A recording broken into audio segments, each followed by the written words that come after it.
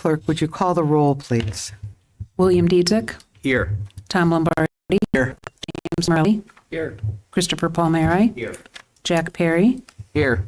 Paul Chaplinsky, Here. Michael Del Santo, Present. Valerie Triano. I'm here, thank you. Let's all stand for the prayer and followed by our flag salute. Madam Chair. Yes, please. Lord, may you continue to bless and keep Southington and her people. May you direct and lead this council in all her endeavors as we seek to do what is right and just for all people. Amen. Amen. Please join me in the flag salute, please. I pledge allegiance to the flag of the United States of America and to the republic for which it stands, one nation, under God, indivisible, with liberty and justice for all. Thank you, everyone. You may be seated. No. Oh, I'm sorry. A moment of silence, please, for the fallen officers.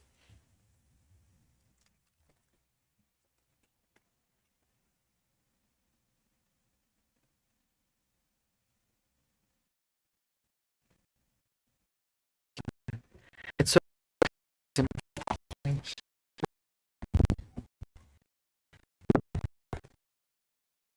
all right. I have a motion minutes. Second, Madam Chair. Thank you. All those in favor signify by saying aye. Aye. Any opposed? I abstain. And one abstention. Thank you, Jim.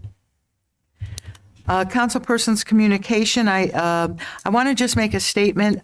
We had a meeting this afternoon with our registrars of voters and Mr. Palmieri, Mr. Perry, Mr. Chaplinsky, and myself had a very nice discussion. I want to let everybody know that there's been a couple of notifications sent out, and we are planning to send out a third final one just to remind people of their new voting places. There's been some redistricting, and so the registrars are working very, very hard.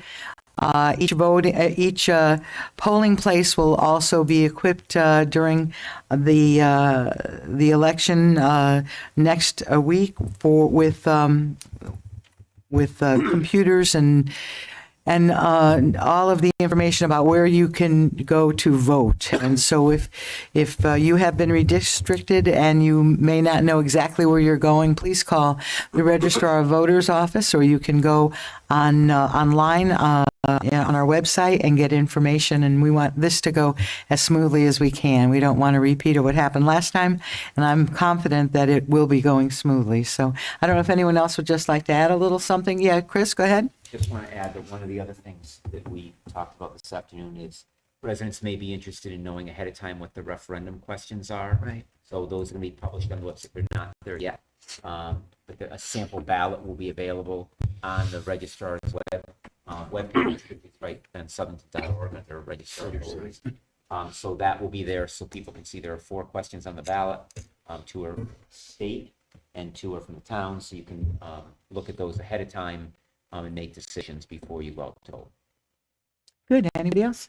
Madam Chair? Yes. So this may go hand in hand. I was going to bring it up for the town clerk. The website has the older language for the absentee ballots. Can I give you the press release from the Secretary of State's website? I mean, Secretary of State that came out in August. It would probably be good to put that language on our website. Okay, that why okay? don't you send that to me? Yeah, just And if I you would have just want to questions. add to, Chris, the sample ballots are available as a news item on the website and also on the town Facebook page as well. We're linking them directly in this other mailer. We're linking them directly QR code right to the registrar's page. So if it's there, people want to look there. That would be great. Thank you, though. Do you want to say anything? Are you all set? Okay, well, that's great. Let's proceed with councilperson's communication. Anybody have anything? Yes, Chris. Much fun. Busy week, but all good things. It is. Yeah. Not last Friday, 2 Fridays ago, I had the pleasure with Paul Chaplinsky to serve, and the town manager, as a celebrity waiter for the leading ladies luncheon at the AquaTurf. So we want to thank the leading ladies for all they do for our community. It's great to be able to be a part of that event, knowing what could they do for you. So just a shout out to them and thank you to them. Last Tuesday night, I had the pleasure with many council members attending the Red Ribbon Rally. The chair did a fantastic job as usual as our MC for the evening. I think it was the best yet. So it was great seeing so many families, so many students come out and talk about how they pledge to be drug-free in our community. So that was Tuesday night on the town green. Last Wednesday night, I had the pleasure of attending the Bread for Life Soup Night. Just want to thank Bread for Life for all they do. This is a fundraising event so they can raise funds to give back to the community and help residents in need.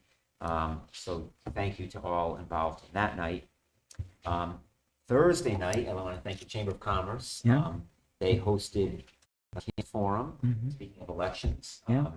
And I think on Southington TV, there was a recording of it if anyone couldn't make it and is interested hearing what candidates for our state representatives and state senate have to say. So that was last Thursday night. On Saturday, I had the pleasure of attending Music of the Night, which is the Southern High School band program. It's great to be able to host many other communities that come to Southington High School and perform. And then we end with Southington High School Marching Band and the Utah Marching Band. So that was a great night. Thank you to the band backers for hosting that annual event. And then finally, Unico is hosting traditionally on November 7th at Esta's Restaurant their annual Italian dinner. So if anyone's interested in that, they can reach out to a Unico member to get tickets to that great event. Yeah. It's a lot, but A lot. Saved a lot on electricity last week, yeah. not being home. Anyone else? Chris sort of was at everything, so okay. A lot of you were there too. Go ahead, Paul. Yeah, I just had two small items. The first is a shout out to say thanks to everybody who's been participating in the scavenger hunt for the Open Space Committee. I think we've been able to engage the community to see some of our open spaces, get out and be active during some of the great weather that we've had over the last 3 or 4 weeks. So thanks to all who are participating there. There's still some of the fish floats out there, so please go to the open space website to look for which parcels those are on and continue to have fun until they are all gone. Once they're gone, we will take the parcels off of the website so that people know that they're no longer there. And then the last thing, I had spoken with somebody today. The Southington Education Foundation is hosting their annual fundraiser. I think it's a spelling bee, and they're doing signups. So you can go to their website, their Facebook page. It is this Wednesday at the Cadillac Ranch for those who are interested in putting teams together and have a fun day of competition. Southington Education Foundation event this Wednesday. Great. Thank you. Anybody else? Okay, well, let's move on. Let's open up a report of special committees. I have the sewer committee listed. Madam Chair, thanks. Thank you, Val. So just a couple things. The sewer lining rehabilitation is continuing to move along at a really good pace, as well as the Plantsville pumping rehabilitation. So both those items are moving along. The West Queen pump station rehabilitation, that's been delayed just a little bit due to delivery date of a generator. And so by April 2023, they're going to come in. So that will move that project along. And then we have 4 items tonight on the agenda for action. The town staff has recommended that we, for approval for this, the sewer committee is in agreement with town staff. So if there's any, I know the manager's going to speak about it, but if there's any questions, just let me know. Thank you. Very good. Anything else? Anybody else? Any questions? Self-insurance? Yes, thank you, Madam Chair. The Self-Insurance Committee met on Wednesday, October 19th, a relatively short meeting. First order of business was we reviewed the fiscal year 22-23 budget status.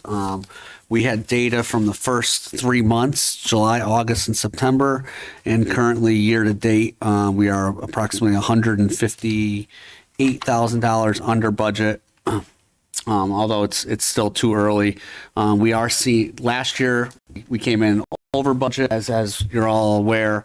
We are seeing the claims somewhat stabilize at a little bit of a higher level, which is pretty much what the expectation is.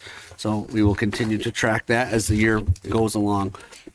Then we had a brief discussion on the employee premiums that we are going to be monitoring for the next few meetings. No action on that.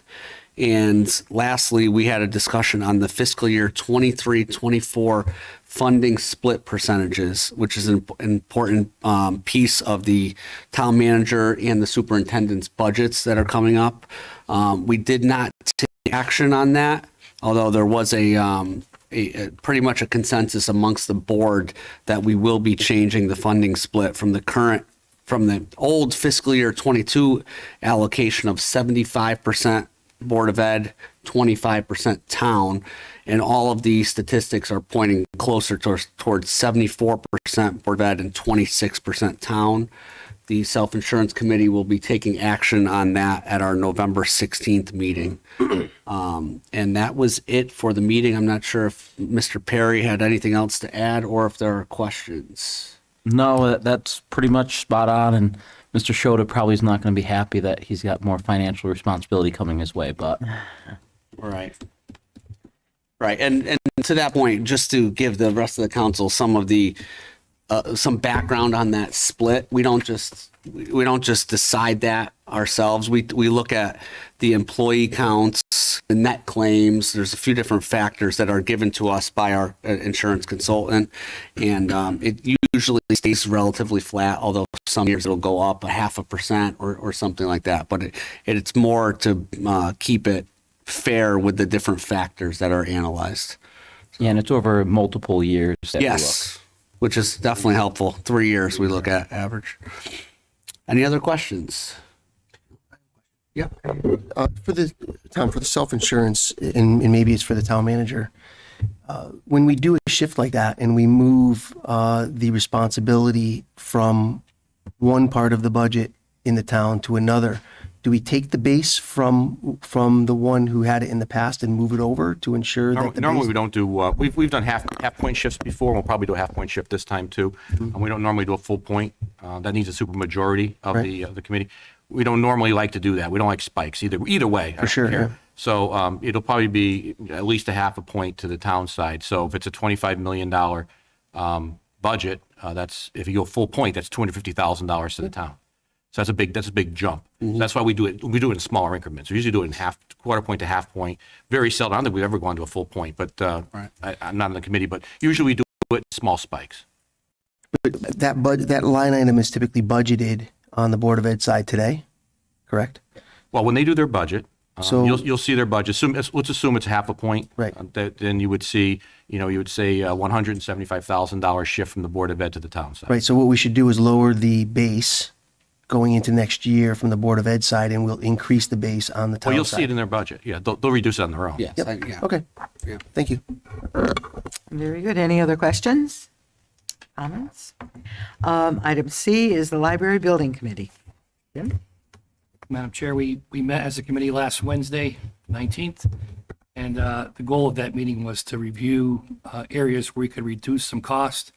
I think everybody was aware that the estimated cost of the library was going to be 18.6, which is higher than our 16.9. So we asked the builder to come back with a list of areas where we could reduce some cost. We looked at about 40 different options, and on that list, we basically eliminated 424,000. So the differential went from $1.7 million to $1.3 million. We also identified 350,000 in areas we want to go out to bid. So we're trying to see if we can get a more competitive bid on that 350 to get that number lower. And then we still have another $1.1 million in consideration. So What that basically means is we are almost at our budget for 24,000 square feet. So we have some work to do, but I think in general, we're headed in the right direction. And most of the concessions we made were not critical ones. They really won't affect the form and function of the building. Also to note, there was no downsizing of any program space. So we didn't make any modifications in any of the plans for the program space. Okay. Any questions? Okay, thank you, Jim. Let's move right on. Item number 6 is the town manager's report. Thank you, Madam Chair. As Val pointed, there's 4 items that we're putting on for water pollution control tonight. The first one is for the 3D manhole inspections. The committee and the administration recommends Duke's Root Control for the sum of $14,804.68. That speaks for itself, exactly what they're doing. They're actually inspecting all the manholes and obviously review them to make sure what has to be replaced, what doesn't have to be replaced. Any questions on that? If not, the second item is the biannual HVAC seasonal service for the Water Pollution Control Center. They're recommending Saucier Mechanical from here in Southington, and they were the low bidder, and they're looking for a number of $11,110. Obviously, that's what they do every year. I have a question on that. Thank you, Madam Chair. What's the term of this annual? Is it, how many years is this going to go on for? 2 years. 2 years? Sorry if I missed that. Okay. That it, Tom? Oh, biannual. There it is. Thank you. Yep. Biannual seasonal report, yeah. Okay, no further questions. The next one's a little bit more complicated, but Val's here to answer the question, or Bill. This is the plant's annual instrumentation calibration, which means this is a company that comes in to make sure all our meters and all our testing facilities are correct, which is important when you have to deal with the state of Connecticut, and DEEP to make sure everything we do is correct. They're looking for NAP Engineering, and the sum is $12,222. Self-explanatory.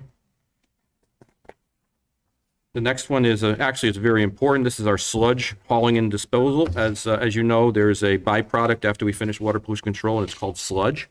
That is trucked off-site and out of Southington.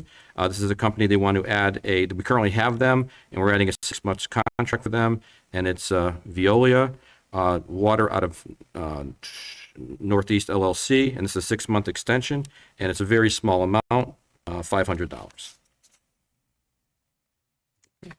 Any questions on that? Okay, the next is the Board of Finance. I'd like you to look at, first of all, page 2. Some good news, but I do preface it by saying we're very young into the year. Our revenues are $691,000 above budget. A lot of that has to do with our tax sale, which I mentioned at 2 meetings ago. What happens is that the 7 properties that eventually went to tax sale, 2 of them are redeemed. By that, I mean the taxes were paid in. So some of the money you see is part of that. So remember, we started with, and I think the number was 20-something properties. Only 7 went to sale, and now 2 of them have been redeemed. So now there's 5 more. They do have 6 months from the day of the sale to redeem. The next is on page 5. This is the only action we took of any consequence. This is a part of our park improvement plan. We authorized the playscape at Recreation Park for $9,969. And a very important item, Panthorn Park lacrosse drainage. Those of you who have any children who play lacrosse know this needs to be done desperately, and that's $21,475. Any questions on the Board of Finance? And I'm going to have to, I don't see Marty here, so I'll pass this one for a little bit later. I know he should be here around 7:30, so I'll pass this one for now. The next one comes from the Public Works Division. And that's, we're going to be doing the Marion Avenue Bridge over Humston Brook. They're recommending Dayton Construction, and that name probably sounds familiar. They have a bidder in Southington many, many times. This is part of a federal program, and then this is an 80-20. What's this one? 80-20. Okay, this is an 80, which means 80% from the 70% down in the state. And the bid is $1,188,000. Answer any questions that you have on that. The next one is the recommendation for recreation pool. We have the Public Works Director and we have our consultant for the pool. So they're going to come up and talk about what their recommendations are for the recreation pool. Obviously, this is using ARPA money. And then when they're finished, Madam Chair, I hope to go back to the item with the attorney, environmental attorney. Okay, thank you. Good evening. I'm sure you remember from last meeting, we talked about the Rec Park pool. We were talking about doing a liner option to reduce the cost of the project because the concrete pool inside the existing concrete pool ended up being very much over budget. At that time, you had several questions about the liner, so we've asked Greg McMillan from Connecticut Custom Aquatics to be here. He's spoken with the Public Works Committee, and now he's here to answer any of your questions and talk to you about the liner. We do have a little sample we can pass around if you're interested, and I'll turn it over to Greg. Thank you. Hello, I'm Greg McMillan from Connecticut Custom Aquatics. We do the pool work here for the town of Southington on a regular basis. We are looking at a couple different options for either replacement or repair of the pool at Municipal Park. As Annette said, the cost of that replacement project went well over budget. Everything just skyrocketed over the last few years. So we started looking at different options, different options to try and, reduce costs and still give, the town a good product. And that's where we came up with the idea for a PVC lining system rather than replacing the pool. So the PVC lining system is actually a renovation to the current structure rather than a replacement of the current structure. So, if anybody has any questions about how that works, or if you want me to go in more in depth on how that works. Please All right. So a few years back, we did some work to try to figure out exactly what the condition of the current pool was. Pool was built, we believe, sometime in the late 80s or early 90s. Yeah, early 90s. And the recreation folks that maintain the pool had found on a number of occasions that the pool had cracked in certain spots. And the original reason why we were brought in was to see if we could just fix the cracks in the pool, fix some of the plumbing, fix some of the piping, and just repair the pool as is. Before going any further in that direction, we decided to do a little bit more exploratory work and bring in a testing lab to do some concrete testing to locate where the rebar and reinforcement was located in the concrete and the actual condition of the concrete itself. Try to get, scientific readings on the pounds per square inch, how much tensile strength the concrete had, and any chloride presence in the concrete. When we started doing some of that testing, we realized that when the pool was built, that the metal structure, the actual rebar structure, fell to the bottom of the concrete structure during construction. So what that basically means is the reinforcement for that rebar is all the way at the bottom of the slab. So it doesn't provide any extra strength. So when we started looking at where these cracks were taking place, they were taking place in areas where there was a lack of reinforcement, steel reinforcement. So with that being said, we started looking at, well, do we spend a bunch of money repairing a structure that has some inherent issues, or do we move into the direction of actually putting a new structure inside the existing structure? So that's kind of how the progression of things went. So going back a couple years ago, we started looking at actually building a pool inside the existing pool, which basically meant that the existing pool would be nothing more than a form, and then we would build the structure, to inside those dimensions, and put a brand new pool right inside the old pool. Again, as costs increased over the last couple of years, that became just a little bit unattainable cost-wise. I think the original budget was, $1,545,000, including work that had to be done with with all of the facilities, all of the locker rooms and bathrooms and everything along those lines.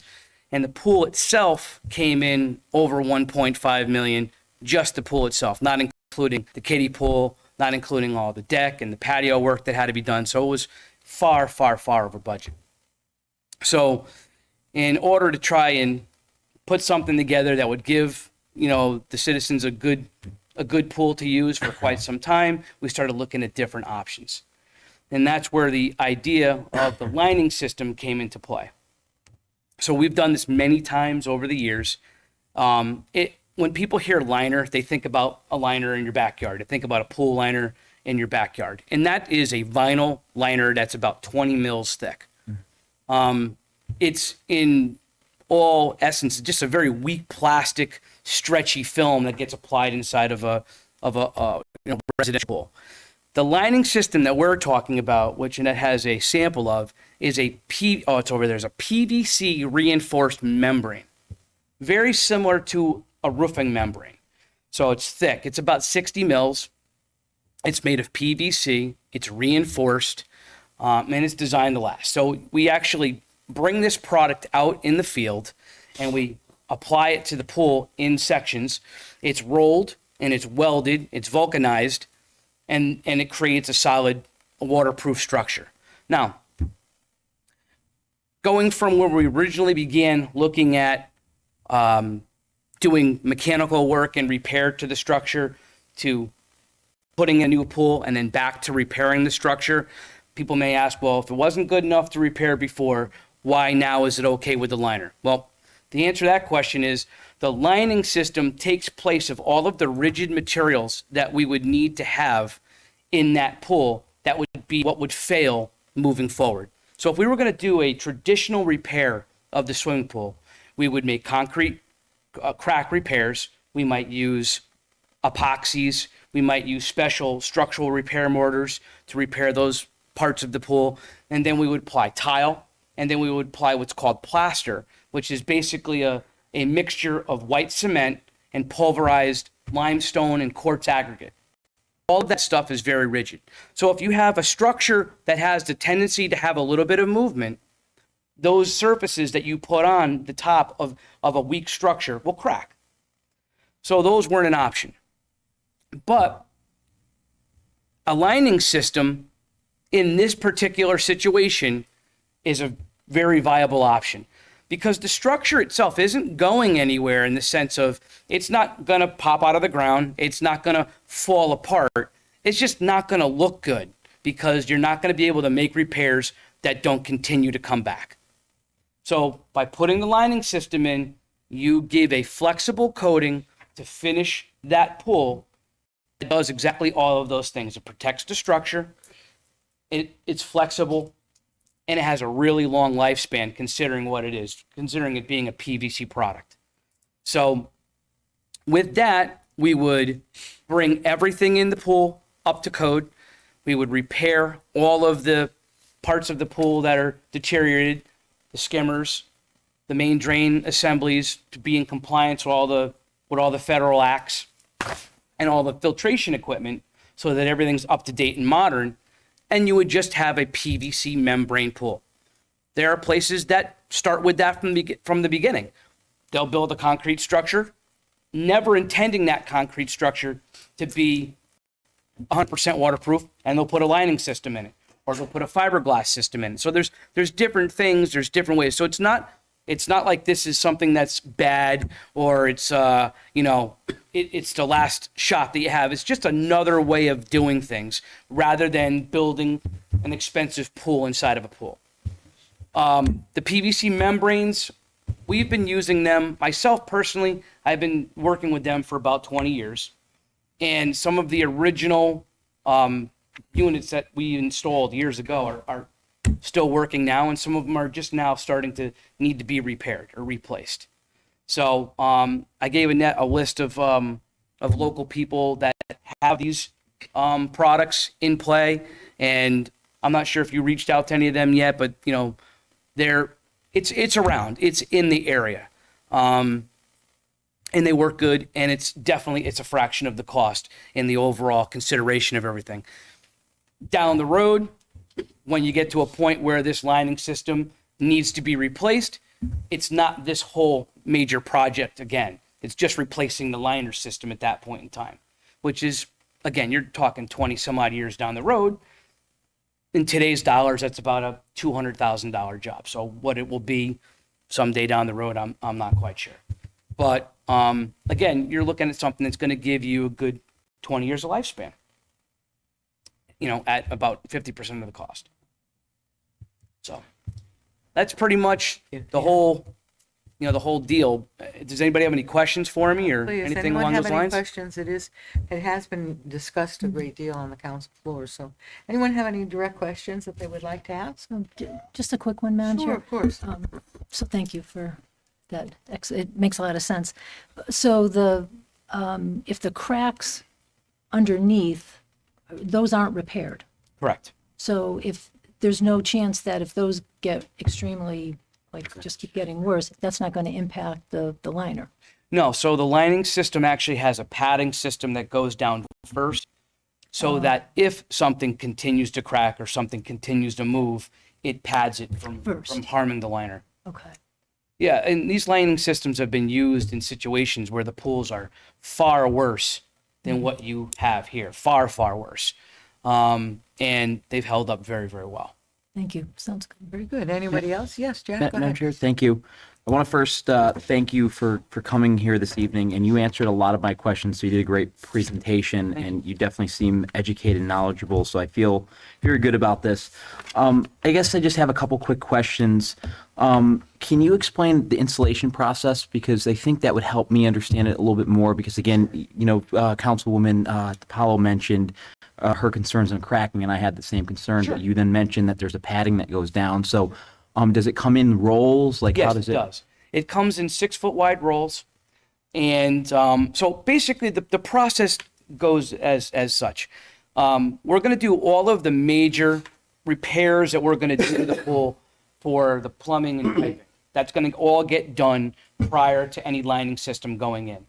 Then we are going to make repairs to cracks that are going to be a problem. So if there's something that's what we call, moving, where it's not on the same level, so the crack is actually structurally lifting or opposing each other, we're going to grind those areas out and we're going to repair them.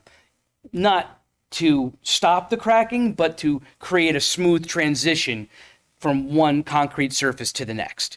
So that'll be done as part of the installation process. Then from there, there's it's basically called a receiving bead that's going to go all the way around the perimeter of the pool.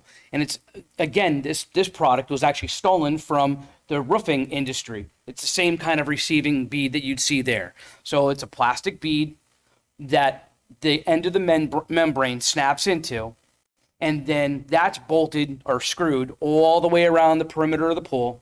And then there's a strip that snaps down and locks that in place, so that even if water gets above that bead, which in this case it's going to be at the very top of the pool, but even if it was down halfway down the wall of the pool, water couldn't get behind the bead.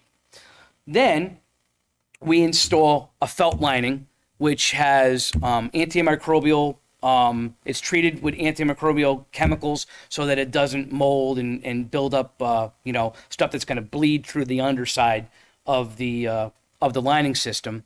And then we put in hydrostatic relief and air relief valves. So if water does get underneath that liner through a crack underneath at some time down the road, we could get the water out of underneath the liner through these special plugs that we install in the liner. We could suck it right out, get everything right out, and you're back to square one again. So they thought about all of these issues because these are issues that happen actually quite regularly.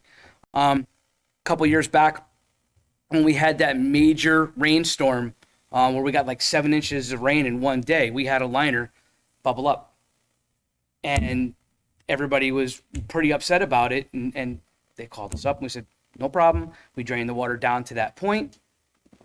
We actually hooked up a special vacuum to it, sucked all the water back out, flattened everything right back down, closed it, filled it back up, and it was absolutely fine.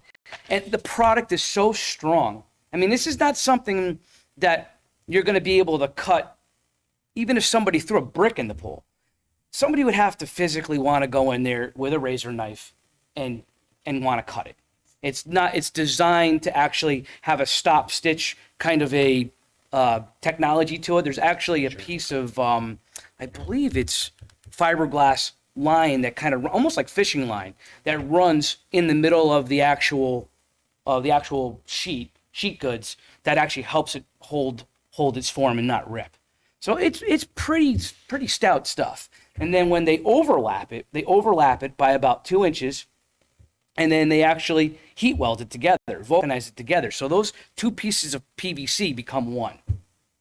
And from there, I mean, that's pretty much it. If, let's just say, there's an issue, something happens, a seam lifts over time, or a cut happens, drain the pool, and we weld in a new piece. So it's not something that, if you do have a problem, or some kid decided to go, crazy with a razor knife, where you're done, it can all be repaired. So that's the other nice thing about it. Yeah, that was my next question, is seeing if it could be patched or whatnot. Absolutely, yes. Last question, and again, thank you for that explanation on the installation, because I think that will help us all better. Warranty, what's the standard warranty? 10 years. That's all I have. Thank you, Madam Chair. Thank you very much. Anybody else? Yeah, Tom? Thank you, Madam Chair. So the warranty of 10 years, is that labor and materials? That's a material warranty against failure of the material. Okay. And so the sample you gave here says Reno Sys on the back. Yes. That's the brand that you would That be is using? correct. And just for clarification, you do not work for this company? I do not work for this company. Okay, thank you. And how many other towns, do you know how many other towns in the state have used this product before, or? It's quite a few. Town of Cheshire's used it. Trumbull's used it. Hartford's used it. Windsor has used it. Long Meadow, Mass has used it. We're actually doing a new one there. Windsor's getting ready to put a new one in after 20 years. They're going to replace theirs. Trumbull, down towards Bridgeport. There's one in Bridgeport. There's a few in the city. There's a bunch of them. There's a bunch of them. And this is the same company that was, you said, you Yes, recently, yes. there was a town that did this 20 years ago. It's the same company? Yes. Okay. Yeah. And again, this is just a company. So we get the pool set for them to bring it to a point in which the liner could be installed. And then they come out and they install the liner and put the liner in with their technicians. Right. So it has to be done by trained people. Right. You wouldn't want just anybody out there trying to weld this stuff. I'll send this. Does anyone else want to see this? Yeah, so please, Bill. I have a real quick question, Madam Chair. Not necessarily for the gentleman here, but Sure. So given the interplay between the ARPA funding, the quote that's going to likely be over $1 million, have to go to referendum. Has the Board of Finance given us any options on how to finance this or pay for this without going to referendum, or? Have to go to referendum. It's ARPA money, it's grant money, so there's no referendum. Referendum only comes into play with, yeah. He's talking about the concrete option. If you went the other way. I'm sorry, you're talking about Well, this? just like the big picture, we're going to option A, option B. I mean, want to avoid a referendum and the interplay of ARPA. Has Board of Finance given us a recommendation or anything like that, or? The Board of Finance heard this presentation, which is with the liner, and they approved of that, 6-0. We have not gone back to the Board of Finance because the questions came from here. Board of Finance already went through the process with this particular application. So it has not gone back. It would only go back if this board rejected this, and we have to go back and do the other one. And then to answer your question, yes, that would be referendum money. Okay. Yes, sure. Thanks, Greg and Annette, for coming back as well. Absolutely, Second time. yeah. And just for the record, Annette did send some information about the 3 references, and they all came back positive from the other towns that were using these, and they had varied from 5, 6 years to almost, I think it was 18 years. Yeah, yes. And then one who was installing one now. So, I think it's less than ideal. It's not the ideal scenario, but given the situation, probably is worth looking at. So the company that installs this, I'm assuming they come in and do the install because then they warranty it, right? Correct. So they provide the 10-year warranty. Correct. Is there a warranty on your work as well? Our work, well, for the particular work that we're doing for this, there's really not much that is warrantyable in the sense of making any kind of a repair that we're going to make to the structure is purely just going to be kind of more of a cosmetic thing so that it will, won't scar or break the liner. The warranty comes in on the other equipment that we're putting in. So we're putting in all the mechanical equipment. Drainage, Yeah, skimmers, pumps. exactly. Skimmers, pumps, and all that stuff. And all that stuff, we are the reps in this area for those products. And each of those products carry various warranties, for that equipment as well. Okay.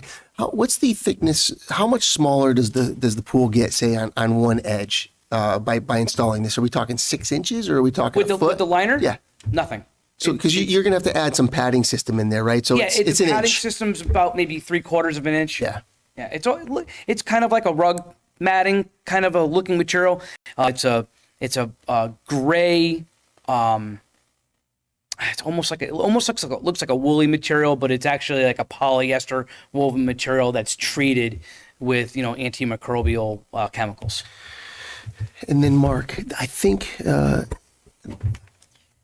procedurally this went to Public Works, but we didn't approve it at Public Works. This board could approve it without. Public Okay, so we can approve without it going back to Public Works.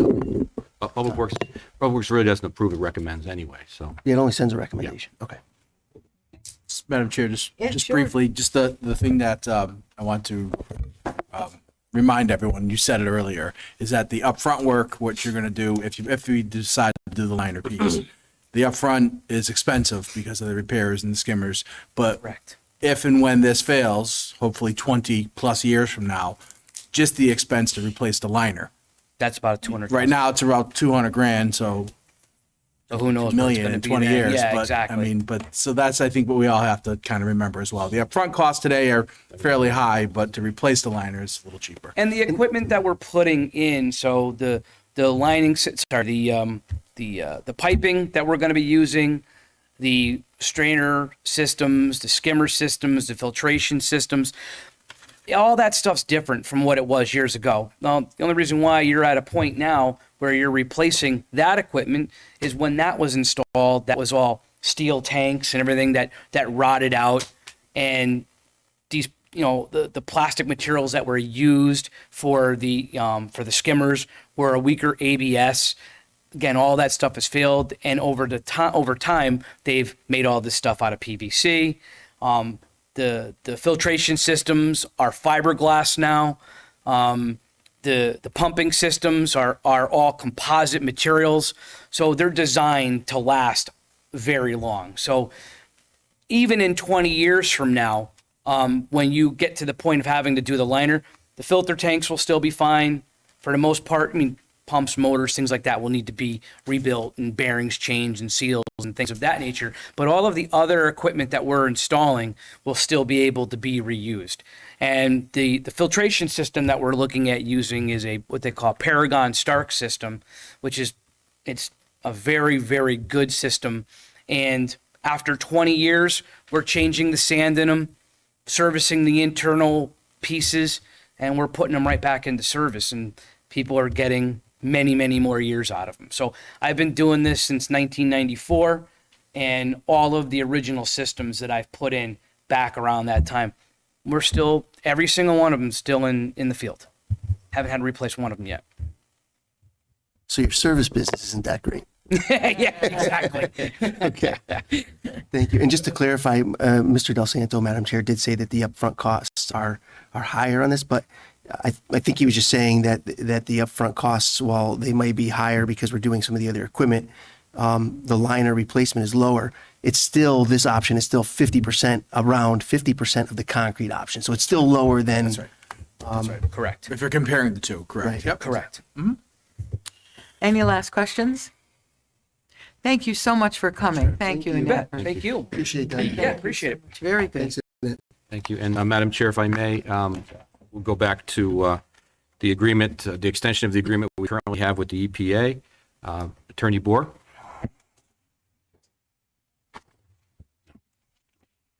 Sorry, I guess I showed up late this time instead of 2. Well, since you were here till 10 o'clock last time, we thought we'd give you a 10 break. o'clock. It was later than that. Oh, was it? Okay. It was. Hi. Yeah, I mean, it's hardworking group. here. A hardworking group up here, that's all I'll say. My name's Marty Boer. I'm a partner at Baker Hostel. I'm an attorney. I've been practicing environmental law exclusively for 23 years. I've been representing the town of Southington for almost 20 years, so on environmental matters. So I go back a long way with the town.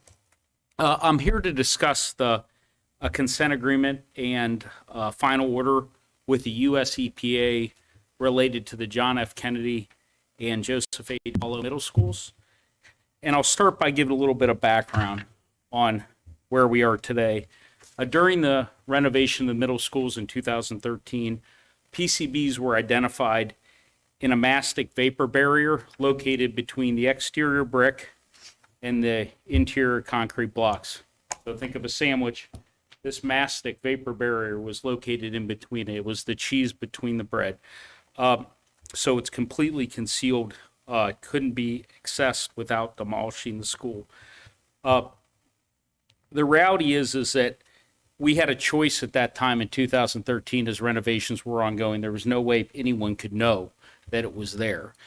So it was stop and tear down the schools and replan and do things differently and spend a lot of money, or continue forward with the project and get an approval from the EPA. That approval was granted in 2013. It allowed this mastic vapor barrier to remain in place at the schools until 2023, a 10-year period. And then that's now up for renewal. And given the hard work and good work that the town and the Board of Ed has done with the US EPA over the last 10 years, the EPA has offered up an amended agreement that will extend that time frame for 20 years, which is a very positive result for the town.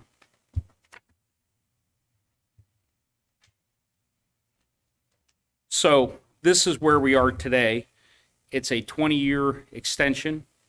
There are no real drawbacks associated with signing this CAFO, for short, the consent agreement and final order, in large part because your alternative is to tear down the schools. And I don't think anyone wants to tear down the schools 10 years after they've been renovated. I will note an important caveat to the 20-year period of time. The town will have an ability to request and obtain an extension of that 20-year period in 2042, if and when that becomes necessary. And I can say that I see no reason why that extension wouldn't be granted by US EPA, given what we're seeing within the building and the relationship that the good folks at the town manager, town attorney, Board of Ed have developed with US EPA. So I'm here to just say that this is a very favorable result for the town. I can tell you this is the first of its kind for any municipality or industry using this approach.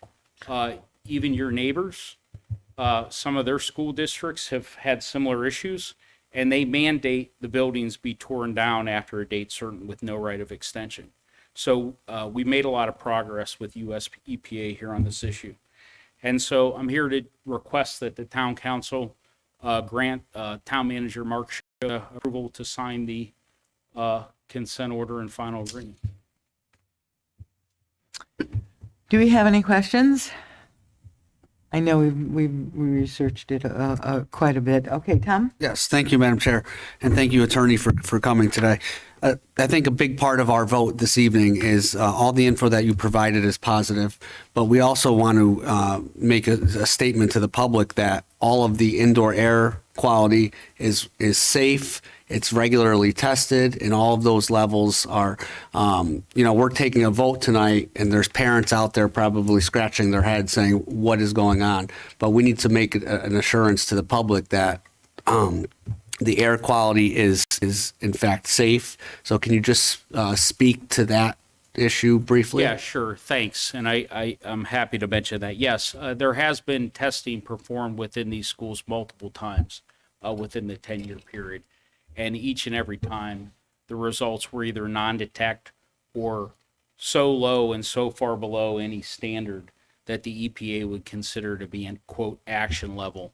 that there has been no action warranted, no issues ever with the US EPA that are that would prompt any type of concern on the part of the public. I mean, we're orders of magnitude below any applicable standard that might be out there. Thank you. And one follow-up thing is also it's important to note that the Board of Ed staff and the town staff is fully aware of the locations that we're discussing and any example was given if they're hanging a poster in a classroom or something. Those are facts that are known by the Board of Ed staff and town staff and are regularly communicated. Yeah, there's a plan in Right. place at the Board of Ed, and they follow that plan, and they understand that they're not to be tearing down sections of walls and things like that without going through the proper procedures and approvals from the agency. Excellent. Thank you. Yes, Chris? Just to comment on, I live this actually with my day job, but if there really is no concern, I remember back, I served on the building committee as well with the town manager, and there really is no concern at the building level right now. But if there is any concern on the parents' part, there are reports available, what you mentioned, the testing that's gone on. Those results are public. They're very available in both Kennedy and DePaula Middle School. Yeah, So- they're available at the middle schools. Right. Yes. Well, I was going to mention that the reports are probably available Yeah. for the Oh, public. yeah, they're available at the middle schools. Right, so that's as well. excellent. And, Yeah. and the other thing I was going to mention is the penalties if we do not do that, if we don't follow this, are pretty steep.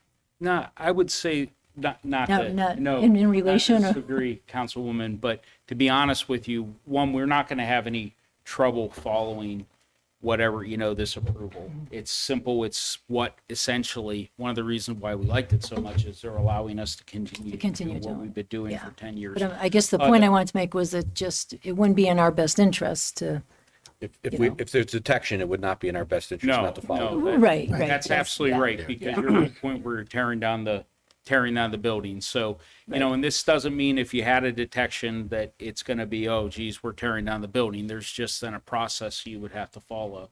But you're right, we're incentivized, and the town is incentivized to ensure that, all the precautions are taken to ensure that those levels remain at zero. Yep. Which is essentially where we are. Thank you. Very good. Thank you, Marty. Thank you so much. Thank you. So much. Thank you very much. Thank you. Okay. Have a great day, folks. Thank you. You too. All right, let's move on. Let's go right into town attorney report. Madam Chair, happy to report. I have nothing to report. There you go. Madam Chair, I'm sorry, I missed one, if I may. The executive session was canceled tonight, so we will not be having executive session. Oh, that's too bad. Okay. Public communication. This is a time for the public to come and speak to us. Leave your name and address, please, and we're very happy to listen. Good evening, Kenneth D. Delory, 43 Riverside Drive, Southington. I'm back to, again, myself and other residents of the community are again back here to talk to you about the Fair Rent Commission. And I want to thank you for the opportunity to speak, for your service to the community, and for moving the Fair Rent Commission forward in a timely fashion. We really appreciate that. I'll keep my remarks brief because I know you're going to be talking about this later on. But I just want to reiterate that the residents of our community are looking for the Fair Rent Commission to be created to preserve our mobile homes as affordable housing for seniors. And we are not looking for the town to rescue us from Sun Communities. Sun Communities hasn't done anything for us to be rescued from yet. So we're looking for you to create a Fair Rent Commission that for us, I know you have many other, the rental market is not just mobile homes. So you have other aspects of the market to consider. But for us, we're looking for you to create a neutral arbiter of future disputes to keep our elderly residents in the retirement homes that they can afford. There was discussion at the last meeting that we were looking for the town to rescue us. The state changes to the Fair Rent Commission law is a symptom of an affordable housing crisis across the country. I think you're probably all aware of that. The law was changed because tenants are being priced out of what used to be affordable housing. Sun is an out-of-state corporation with no links to the community. It's not Uncle Jensen's anymore. They are buying up mobile home parks. Documentation is right here, at top dollar. With we believe, and we can, from documents that I can show you from their own website, at using Fannie Mae and Freddie Mac financing, and then raising the rents to justify paying that top dollar. And with your permission, Madam Chairman, I just. Yes, that would be fine if you hand it there. It'll be submitted. And That's really all I have. I just want to have, I have one question from the last meeting. You're going to have whatever you adopt, whether it's tonight or another time, whatever ordinance you adopt is going to have to again be reviewed by outside counsel, right? And one of our residents asked it last time, and I was asked to ask a question again, is will whatever outside counsel that reviews the final document have some experience with either in towns that have fair rent commissions, or has he or she been involved in fair rent commissions before? So that would be something we want to know. And I just want to remind the council that the Fair Rent Commission can't act per statute unless it finds that a rent increase is so excessive as to be unconscionable. That's a pretty high bar. Lastly, on another matter, personal matter that has nothing to do with this, we held prayer for the police officers in Bristol earlier. I had occasion to, on management's advice, I had a little dispute with another resident earlier this week, and I was advised to call the police, get it on record. I didn't thank the guy for coming out. I felt bad about it afterwards. And I just, want us all to remember that every time they go out on a call, get in a car and go on a shift, they're putting their lives at risk. Thank you so much. Remember your police. They appreciate that, I'm sure. Thank you so much. Is there anyone else that wishes to address the council tonight?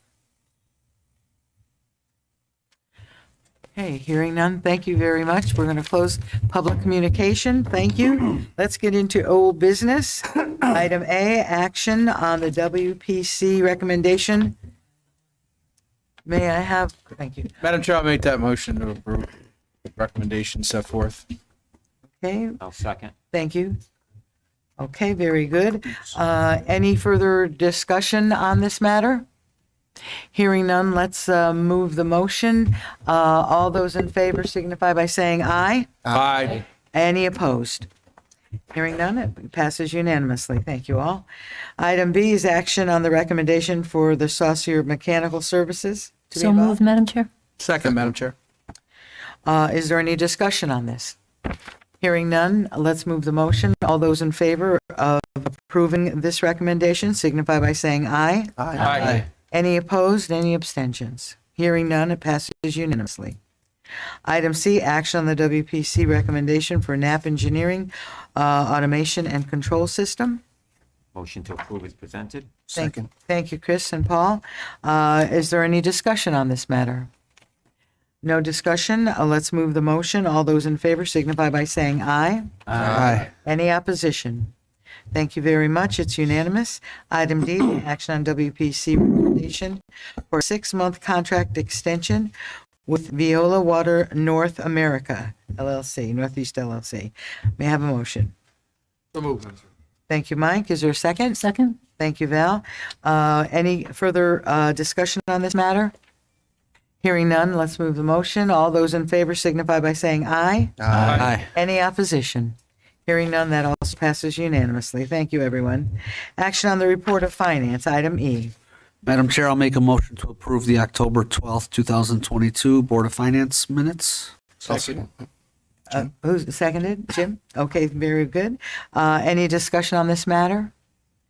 Hearing none, let's call the roll, Madam Clerk. Dietrich. Yes. Lombardi. Yes. Morelli. Yes. Palmieri. Yes. Perry. Yes. Chaplinsky. Yes. Del Santo. Yes. DiPaolo. Yes. Triano. Yes.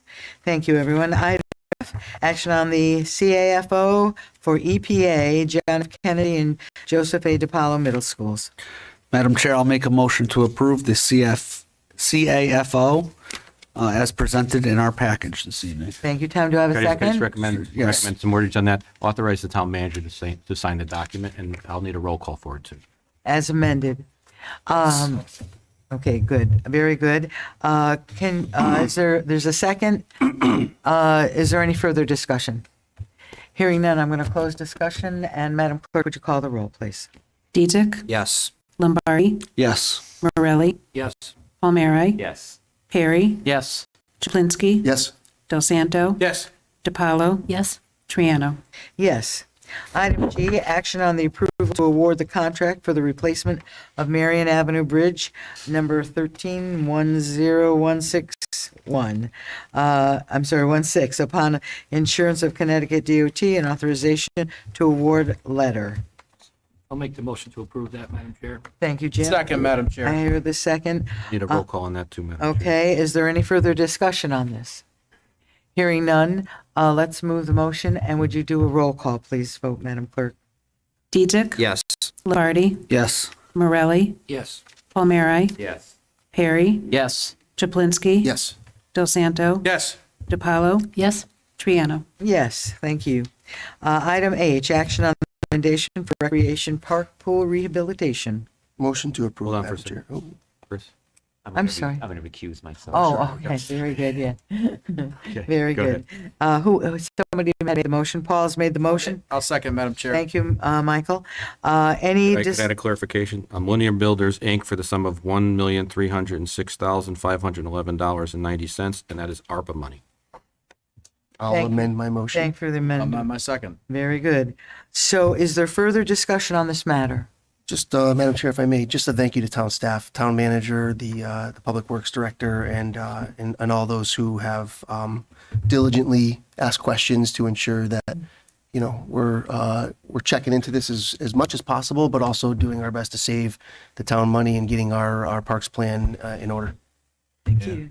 Any other discussion? I agree with Mr. Chaplinsky. I think this is unfortunately the wave of what's been happening lately with prices increasing. And I think we'd all like to see a concrete pool put in and try to get 50 years out of it. But I just think saddling the taxpayers with a referendum vote, you know, to go over and above what the original cost may have been. So I thank everyone as well for the good questions. And I know this came from Public Works. So I think, you know, I just hope things shape up a little better as far as prices rising, and Sure. it's killing us. Very good. Any other discussion? Okay, hearing no further discussion, let us move the motion. Do we need a roll call? Roll call, please. Yeah. ARPA money. Thank you. Let's call the roll, Madam Clerk. Dietrich, Yes. Lombardi, Yes. Morelli, Yes. Perry, Yes. Chaplinsky, Yes. Del Santo, Yes. DiPaolo, Yes. Triano. Yes. Chris still has to vote. Oh, I'm sorry. And Chris is Okay. abstaining. My apologies. Sorry. Very good. Thank you. Item I, action on fair rent commission. I'm going to ask Mr. Chaplinsky to take it from here. Yeah, thank you, Madam Chair. I think we're going to continue our discussion from the last meeting. What I'd like to do is first preface the discussion with two comments. The first is, as an output of today's meeting, I think we've gotten this, I'm hoping, fairly close to, moving it forward to formal action. So my hope is that after some of the dialogue tonight, we'll be in a position to make any final changes to the document. Hopefully they're not too much. And then hopefully direct the town attorney to refer it out. And, we'll have a couple weeks to have it referred out. And my goal would be to see if we all can work together to try to get this on the agenda for public hearing in 2 meetings. So that gives us 1 meeting from today, so 2 weeks from today to have it reviewed. And then the public hearing would be at the next meeting if all goes well tonight. So that would be the goal for the outcome of the discussion tonight.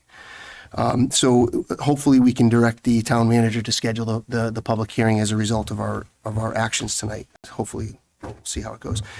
Just to summarize, we had some additional discussions. Val and I this week had an opportunity to take the original document that Val had submitted to the council for the ordinance Subsequently, last meeting, we had made some comments on that, had a little table of suggested changes, put that into a document. Val and I talked about a bunch of things. I don't know, maybe there was a dozen items that we talked about. I think overall, if I went back and I looked and counted them, I think we agreed on 8 or 9 of those immediately, and I tried to then summarize those and put those into, the format that you all have a copy of today. And now we're at a point where I think, we've had an opportunity to give input from the last update, and now we're at a point now, I think, Val, you had some final items that you wanted to bring up and see if we can bat those around and where we can go with those today. Right. So what I tried to do was really try to, I did get some guidance and did try to pull out the more important, that we think are more important issues to maybe discuss here at the council. So one thing is and maybe the town attorney can give us an idea on this too, is whether the town attorney should be a member of this. I know you had put ex officio member, but I think it would be important. It is good to have a town attorney maybe at this meeting, but I would say we might want to put language that it's a non-voting position, because if it's a voting position and there's an appeal or something, the town attorney could be the one that needs to represent the town and would have to recuse him or herself. So I don't necessarily know that we need the town attorney on the commission. We could say maybe the town attorney or a staff member for legal advisor be available. If I may, there's language in there that says town attorney or designee. So that could be a town staff member, anybody he or she. Right, but I think it should say, Assistant doctor. and I think we should have non-voting in there. That's why it's ex officio. Officio.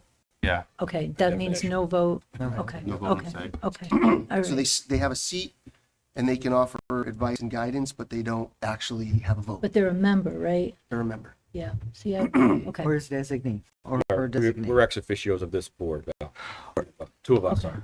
Okay, all right. So the next one would be the makeup of the commission, because I think, Paul, after we spoke, I kind of dove into this a little bit more.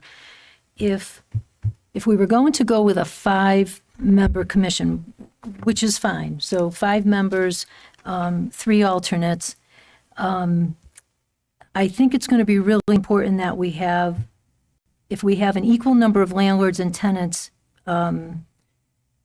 at the hearing level, but I think it's also, then we should have an equal number of landlords and tenants as members of the commission. So just as an example, if we have a 5-member commission, we would, a good membership could be something like two landlords, 2 tenants, 1 homeowner. Okay? Because that way, what we're trying to do here is say that, and I think we have to make sure that we say residential landlord and tenant, not commercial. So I think residential needs to Says it be in there, put yeah. in there. But that way, where we want at least 1 landlord and 1 tenant at a hearing, you might, if the makeup of your commission is, let's say, 1 landlord, 1 tenant, and 3 homeowners, and then we have alternates, we make sure that the alternate, there's a landlord and a homeowner. We want to be very careful that if we're scheduling hearings, we have people that we have people available, that we're not, that we don't run into a situation where we can't schedule the hearing because we can't get, if we only have, like, say, 1 tenant or 1 landlord. So I just think a fixed, I kind of like the idea of 2-2-1. Okay, so let me just bat that, let me just repeat it back to you so I understand. So today, what it says is, of the 5 regular, well, first of all, of 5 regular members, and to the greatest extent possible, that was a suggestion you had requested, at least 1 shall be a residential landlord and 1 shall be residential tenants. And then it says the commission shall always balance the number of appointed tenants and landlords that hear a given complaint. So if, for example, the seated landlord couldn't be there, then the alternate would have to be a landlord. If the alternate's available. And Right. so the problem we could run into is we're saying at least one. We might only have one. Right? Right. So, Yes, so are you suggesting, Val, but that I'm you be more well- discreet? Well, I'm saying really fix the number. Yeah. Fix the number like Okay. at two, I think 221 is is better for the overall commission. So we should say that on any given seated No, complaint, membership. membership. Yeah, not hearing. So think of it differently. Members of the commission versus who's seated at the hearing. I think members, I'd like to see something, we can keep in of the five regular members, and to the greatest extent possible, at least one shall be residential landlord, one shall be residential tenant. Okay. The membership of the commission shall always consist of an equal number of appointed tenants and landlords. So think about it first as the appointment to the commission. So we always have an equal number. So the membership is always even. So the membership of the commission shall always consist of an equal balance of an equal number of appointed tenants and landlords. Okay. Yep. Okay. And then at least one tenant member and one landlord member shall participate in the hearing of any given complaint. And when you say, I'm sorry, Madam Chair, is it okay that we're just having Yeah, dialogue? no, I think Okay. that's fine. And we're not following, we're not little thing. Yeah, that's okay. So when you say membership, Val, you're talking about the 5 plus 3, right? Exactly. So the membership will always have 2 out of the 8 that will be landlords, 2 out of the 8 will be, Of the five, well, think about it, of the five regular, because the alternates, we said we would have at least one 1 and 1. and one. So instead of having 1, 1, and 3, you're proposing having 2, 2, and 1. I just think it's going to work a lot better. I'd like to take it one at a time. Everybody okay with that? Can I ask a question about that? Maybe address that. We all know how difficult it is to get people to serve and how difficult it may be to get 2 landlords and 2 tenants to serve. Right. So I want to caution us to not paint ourselves into a corner. Right, but I think if we're going, I really, looking at the, if you look at the purpose of why this was set up, I think, and if we're only going to go with a 5-member, which I think is okay, I think to really follow the purpose of the commission and keep it balanced and keep it fair, I just think we have to strive to, find 2 landlords, 2 tenants, and 1 homeowner. So ironically, I would think if a 7-member commission, maybe 2, so you have 4 of the 7-member, with Right. 5, I think, I don't know how. I thought the reason that we had, the reason in the proposal that it was 1, 1, and 3 was that the alternates, we also mandated the alternates had to have 1 landlord and 1 tenant, so that the landlord and the tenant could always be there in case one of them was absent. Right, but alternates, you have to be very careful because they may not be able to step in. Like as Mike's saying, that's a great point. But the only issue here is that this board is only going to meet when a complaint is heard. So what's going to happen is a complaint's going to come in, it's going to get filed, it's going to get noticed, there's going to be mediation. And in the meantime, the committee is going to be contacting each other going, okay, what's your calendar look like? Let's find a date. And there's 8 people. I have to believe that that the 8 people in 30-day period, they're going to come up and go, okay, we're going to make this happen. Even if it's a 7 p.m. or an 8 p.m., they're going to find a way to make it happen. I understand what you're saying, and I'm not saying that I'm opposed to it 100%, Val. I do have concerns that, if we're saying we have to have 2 landlords in the membership and 2 tenants, and then another landlord in the alternate, that it's going to be, it's going to be really difficult to get these people to serve. Well, let's see if I don't necessarily know that it's going to be difficult, but Did you put wording in there that says that if the commission convenes, that 1 landlord and 1 tenant must be present? we have that. It's in there. That's in there. It's in there. That's in there. That's why I'm just trying to look at the makeup of the 5 regular members. Like a belt and suspenders type. Yeah, I'm just saying that if the makeup of the 5 could be 2, 2, 1, I just On think any that- given complaint. So when a complaint is heard. No, just the makeup of the membership. We don't know when the complaint comes in. But help me understand though. So when a complaint is heard, what do you want the makeup of that complaint board to be? Because only 5 will hear the complaint and vote on it. Right, we have to have, if the complaint comes in, we have to have at least just one landlord and one tenant. Right. So we're going to have plenty. But what it could prevent is if you, let's say you have 113, right? You have one landlord, one tenant, and then 3.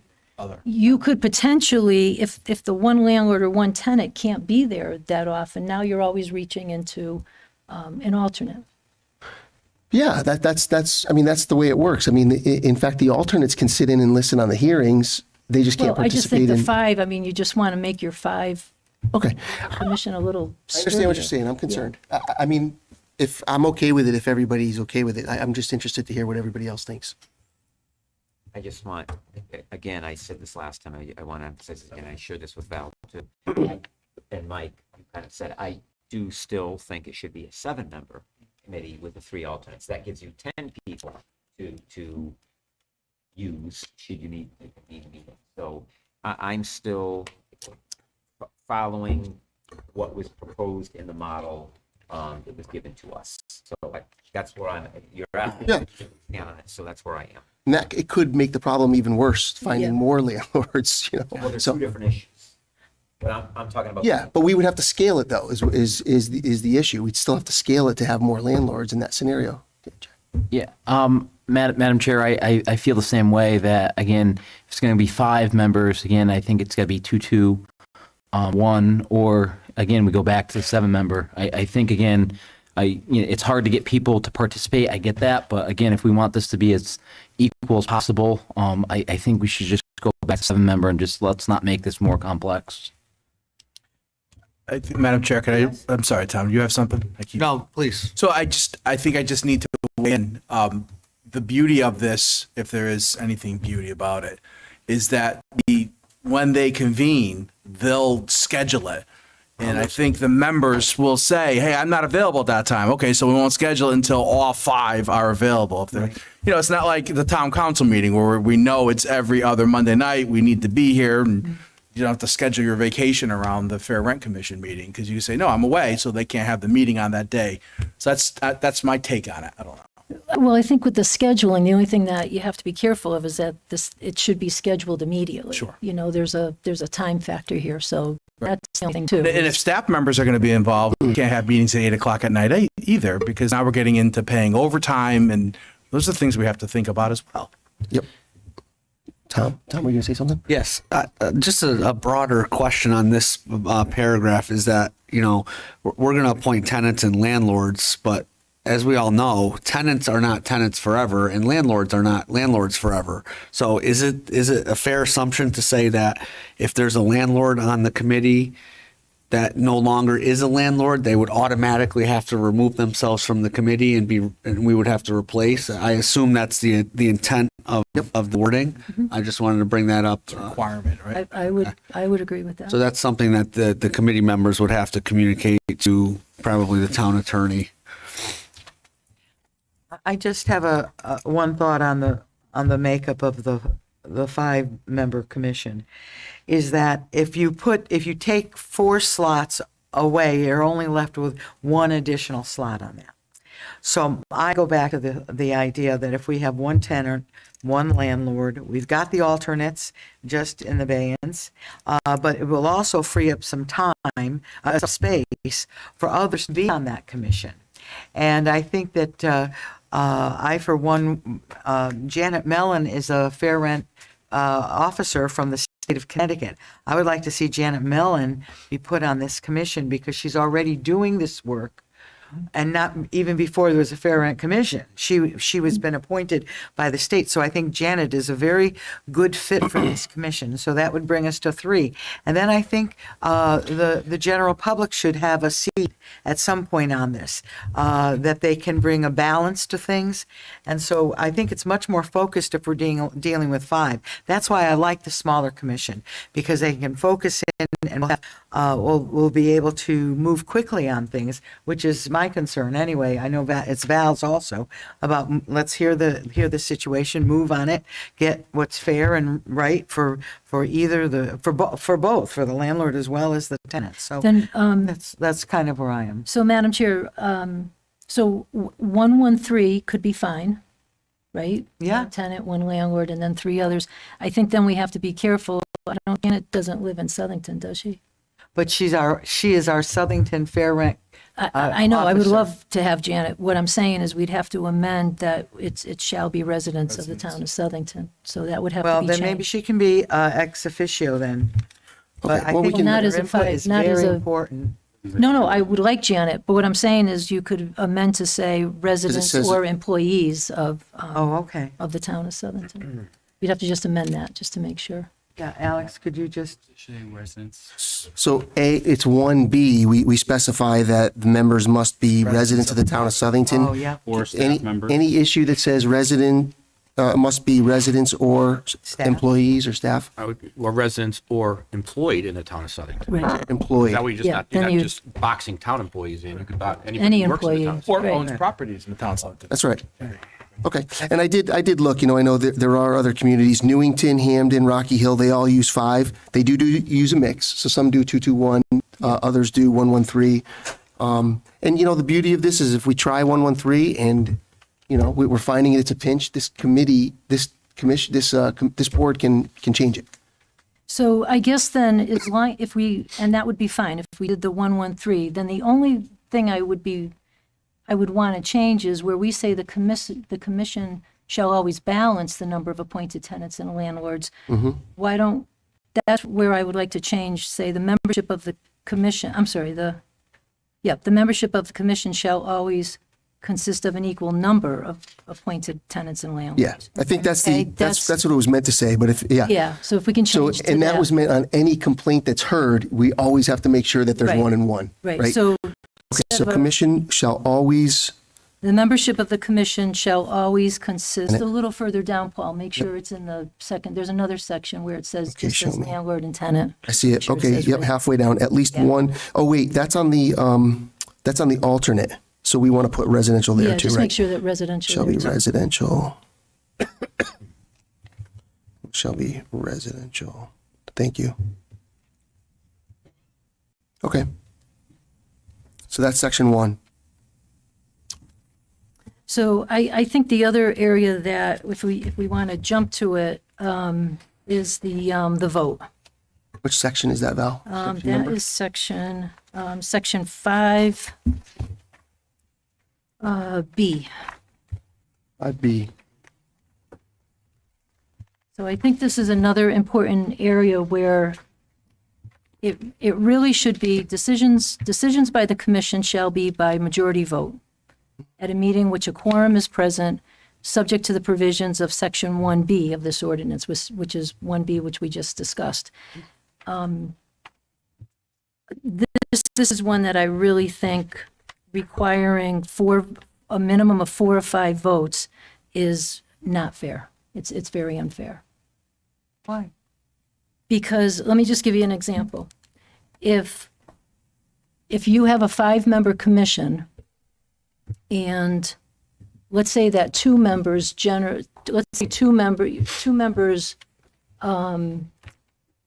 vote, let's say, against the tenant, but the majority, 3. 3, vote for the tenant, let's say that the increase is harsh and unconscionable. So now you have a majority, so think about it, every board is majority vote, right?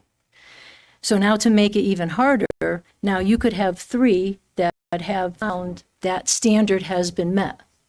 Standard of harsh and unconscionable has been met, but 2 are saying, no, we don't believe it's been met. So now the majority of the board says, tenant, you've met your standard. 2 say no, and because we have a 4 vote requirement of the 5, those 2 that are voting no are essentially, they have an absolute veto of any of these decisions. So, and the second piece of that is now you have the majority making a decision, let's say that it is harsh and unconscionable. So who writes the decision? The two in the minority that are voting no, and we're not reaching the 4 vote. So I think what that's going to do is that's going to discourage tenants from bringing an action, because it's a very tough standard anyways. So that protects the landlord, right? It's a very difficult standard. But now if a tenant has to get to that level of 4 votes, the burden is on the tenant. But however, a 4 vote is, I just think that's outrageously unfair. So let's just make sure, I'm okay with changing it. The intent was to make it, the intent, and if, just to read the language, the intent is to ensure decisions by the commission are non-political in nature. So our current charter says that we can have, in a body of 4, the standard is you can have up to 4 from one party. So I would say we go with the town charter with the body of 5. We go with the town charter of maximum of 4 and 1. So we don't specify the maximum here outside the charters. So we don't say it's 3. And then you can have a maximum of 1 party and you go with majority rules. You can do that. I think that spells the potential for, political decisions, because now you got 4 people and you're making it, you have one political party who controls the whole board. Now, so the concept was to eliminate the potential, just like we do in other government areas. In order to pass a bill, for example, you have to convince some people on the other party that it is harsh and unconscionable. When we talk about, even earlier, we talked about the burden of proof is high, right? Excessive and unconscionable means that it's a pretty significant issue. If that's the case, there should be no problem getting 4 people or even 5 people on a vote. So the thought is here, let's encourage this board to forget about politics. Let's maximize the number from one party only at 3, and then require them to get 1 person to come along with them from the other party, one of the 2. This way here, it only requires 1 of the 2 to come along. Otherwise, you have one political party that can control this board all the time. And then so this was meant to try to make it fairer for both parties at the table. I'm not looking at it, from the political party standpoint. I'm looking at it from who do we have on the commission, landlords, tenants, homeowners. So I'm not even looking at the political piece of it. And I'm just looking at it that any fair rent commission, anything that I've looked at, basically it's a majority vote. So no matter who makes up the members, the 5 members, it should be a majority vote. So we can follow the minority representation rule if you want. I mean, that's up to what I'm saying. Right. I mean, what I'm saying is if you have a 4, it's got to be a 4 vote out of 5. I think that's making it very difficult. I'm okay with that. If we want to revert back and not do the special thing here, but I think we should all chime in on it. Madam Chair? Yes. I just think another reason why this commission should be 7 members. Again, this is another issue, and I think, again, making it smaller will just, again, limit it. And again, I just don't want to see it to be political as well. So again, our town is large, and I just think, again, having a bigger committee here and having, different thought processes will just be more helpful. So, thank you.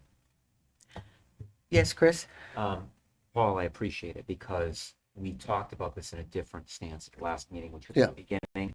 We talked about, and an attorney weighed in about requiring minority party representation. So I understand the spirit of what you're doing here, but I think overall it could be problematic. So I'm okay with it. Yeah. I wish we could do something more along the lines, because we're trying to accomplish the same thing. Agreed. It's just a vote of 4/5 could be problematic. So I do appreciate why you're doing it. I get it, but Okay.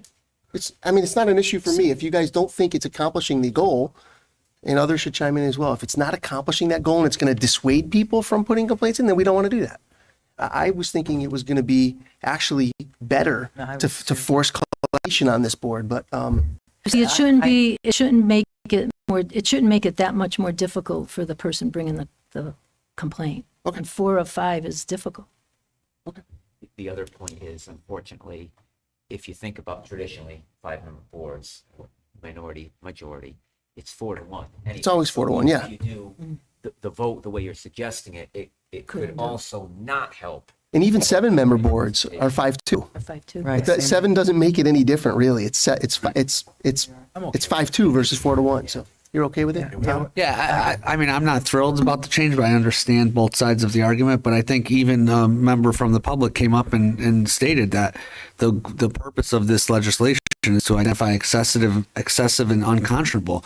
We have to be careful telling the public and tenants that, well, first, let me back up. I've never met a person in my entire life who said, you know what, I'm really happy about my rent increase. I've never heard it, and I don't think I ever will. So we have to be careful of telling the tenants that, oh, your rent went up? Go to the Fair Rent Commission, because that's not what the intent of this legislation is. So I was fine with 4 out of 5, but at the same time, if it's a change that that needs to be had, then I'll be okay with the change. Can I, So Paul, it would be. it's going to be majority vote, right? Simple Well, I would majority. just say decisions for section B, I would just make it one sentence. Decisions by the commission shall be by majority vote at a meeting at which a quorum is present. And what I'd like to add in there is it should require all 5 seated. Well, yeah. We have 3 alternates. A quorum Well, should be you said defined that as a quorum 5. is 5. Right, We so already that said stays, that. right? Right. Well, that would stay. Okay, good. Subject to the provision of section 1B. And Okay. that's in section 1B. Subject to provision. Can I just, Val, And I one more would get time? rid of the rest of Decisions it. by commission, let me just get it one more time, 'cause I'll make the update. Decisions by commission shall be a majority vote. By majority vote at a meeting in which a quorum is present, subject to the provisions of section 1B of this ordinance. Meeting where, I'm not a stenographer. Quorum is present, subject to provisions of 1B of, That's where we have the 5 as the quorum, right? good, thank you, Val. All right. Everybody else okay with that? Yeah. Yes. Okay. Yes. Okay. Next one. So the other one that I think, Paul, you and I had spent some time on was the last agreed upon rent. So section 4, 4A, 4A, going there. so 4A, the last sentence where you're proposing to add, for purposes of this ordinance, last agreed Yes. upon rent means the rental amount in a lease agreement or a rent amount which has been proposed or been in effect for the shortest period of time. Yeah. You were going to look into some wording. Yeah, I did get some guidance. Because on- even as the I'm last- writing it, I'm like, Yeah, I think that sentence just needs to come out. I think here's the information that I received. Typically with fair rent commissions, the last agreed upon rent should be basically the last rent prior to the increase. Because if you, that wasn't the only problem is I'm sorry to interrupt you, Yeah, Val. no, go ahead. The primary, I think, premise of this section wasn't the rent increase. It was if rent itself was challenged. If the rent increase is challenged, I think that's clear. But if somebody's coming saying that instead of they're challenging their rent in general, my rent is excessive, and they're not challenging a rent increase, the complaint still gets heard. In that case, how would we define it? well, it's the rent they're paying. They're paying. Current rent that they're Current paying? rent. Really, it's really almost the old rent, if you will. You know what I mean? The last rent prior to the complaint. Right. So you could think of it as the old rent or the last. If there isn't an increase, then it's the rent. Yep. If there isn't an increase, then it's the last. Prior to the rent being increased. Sure, and just to make sure we review it, because if you see what the language, it says, Until a decision on I'm on the fourth line. Until a decision on the complaint is made by the commission, the tenant's liability shall be for the amount of the last rent prior to the increase. So that's for the increase. That's the increase. Complained of, or then, if there is no such increase, the last agreed upon rent, and that an eviction based upon non-payment of rent cannot be initiated against a tenant who continues to pay the last agreed upon rent Right. during the commission. For the purposes of this ordinance, last agreed upon rent means a rental amount. Okay, See, so we just say the last rent prior to the complaint then, in that situation. Right. It's basically saying there, if the increase, it's the last rent prior to the increase, right? Or if there is no such increase, then it's the last agreed upon rent. That they agreed on, that the parties agreed on. Right. So Well- I don't think you need to have that sentence in there for the purposes of this ordinance. I think you can just get rid of that, For the purpose of this ordinance. My only concern is, what if there's a rent increase from 8 months prior? Landlord says, I'm going up $100. Tenant says, I don't agree to that, but I'm going to pay it. I have to pay it. Then what's the last agreed upon rent? they can, it doesn't matter how long ago it was, they can, if they're paying it, then that would be their rent. That's what So they would. if they make one payment on that, the last rent payment that they made. That's what I be would think. And just remember, the purpose of this section is to, because, the ordinance says that when a complaint is being heard, there's still an obligation to pay the last agreed upon rent until the complaint is heard, right? So Or the old rent. Think exactly. So we want to make sure that the language doesn't impose a new rent that they have to Right. pay. And I think I think as they're hearing it, the commission, that will, if they start to do a mediation, that's going to come out too, as to what they're paying. So think about it. If the tenant files a complaint, they're going to pay the old rent during the pendency of the complaint. Right. Right. And then depending on what happens, if the commission finds for the landlord, then it just goes back to, if there's an increase, then the tenant's going to have to pay the increase, or is going to be subject to further action. I'm looking at the attorney who's sitting here. Is any thoughts on it? If there's abuse, it's going to be right here, section 4. It's the interplay between interfering with state statute for the notice to quit. You can you can game it. You can say, I'm going to, I don't know. If there's late charges, Yeah, but the landlord can't do any of that while it's pending. So that's going to depend on what the outcome is. The landlord also can't do anything for 6 months after it's adjudicated, no matter what. And there's language in their bill that also says that there is a good faith on this. So the commission makes a good faith determination. no, I understand it. I'm just, this is where the abuse It's is gonna important, be. right? It's We got to very get this important. right. What if you make a full challenge to the amount of your rent for whatever 2 years. creative reason? Say, no, my entire rent's invalid because the lawn hasn't been taken care of in the back. Well, Right.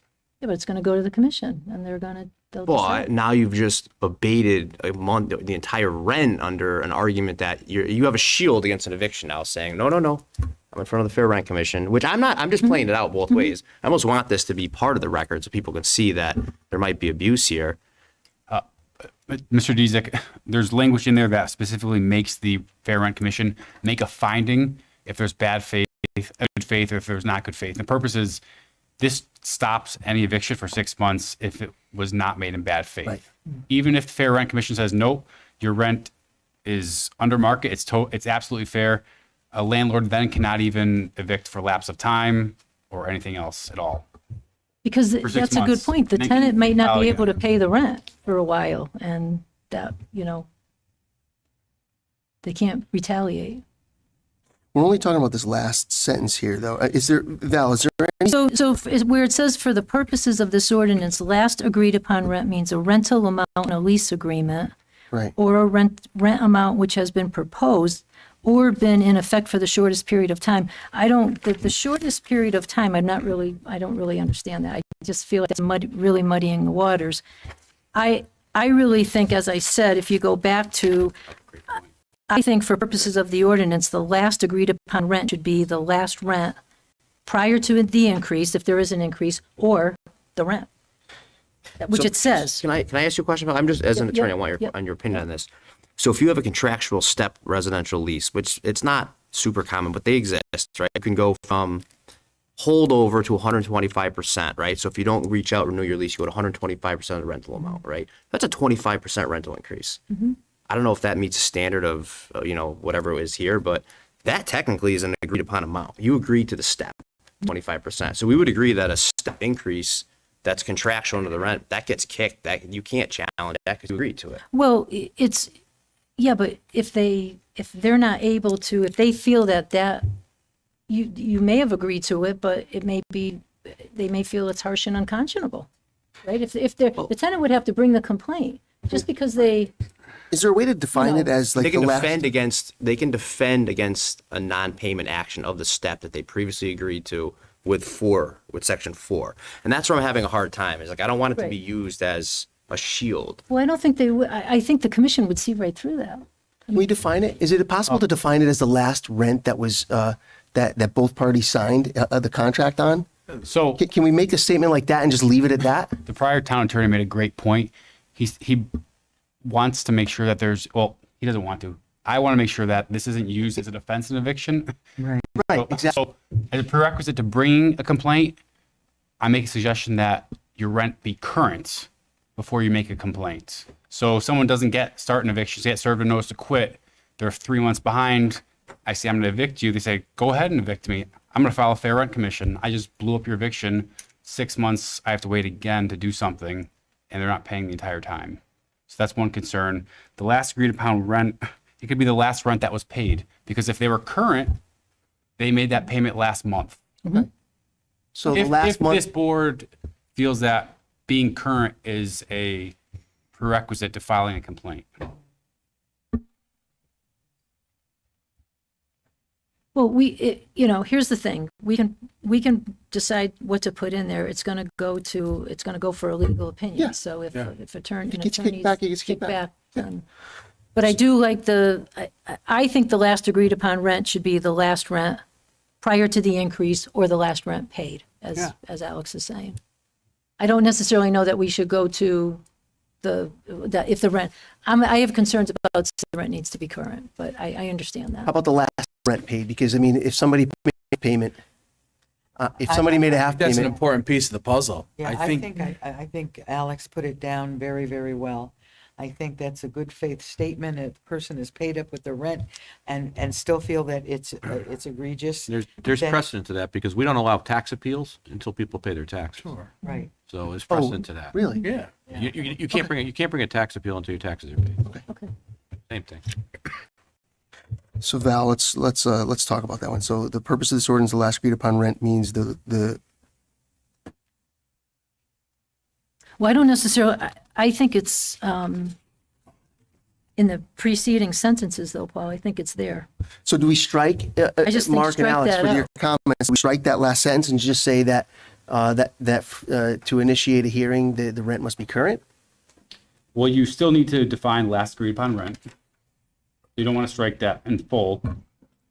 But you want, for purposes of this ordinance, the last agreed upon rent would be the most recent rent prior to the most recent rent increase or the most recent rental payment, full rental payment by the tenant. Okay. And then if you want to put language about prerequisite of filing a complaint is that you're current, you could put that in, that would be in a different section. So is there gonna be like how do you prove that you're current? Is there gonna be like I don't want to say like a problem cost finding, but how do you? So be an application? It'd be on the application. I envision there's going to be staff would be able to make an application. There'd be check boxes, maybe an affidavit or something like that. I'm current with my rent. Here are the Good faith. details of my rent. Yeah, it's good faith My signature. last payment was made my last 3 payments were made so and so. West Hartford has The a, landlord wanted to, at the hearing, the Challenge it. landlord could challenge it, obviously, and say, I haven't paid rent, I haven't been paid rent for months, or whatever. Yeah. West Hartford has an application that I was able to review.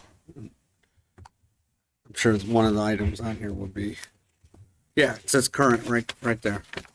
So West Hartford requires current. So that can be on the application. So we could review that one. Okay. So let's Thank you. make sure that, Alex, we're still, so please make sure that it reflects what we just said in that section. Because some of it was just in Okay. discussion and not written. And then section 4, Paul, you had mentioned about the exclusive jurisdiction. Yeah, which one was that? I forget. Section B, right, the B. next one. Yep. I think if you just put that the appropriate municipal office or agency shall retain primary jurisdiction rather than exclusive.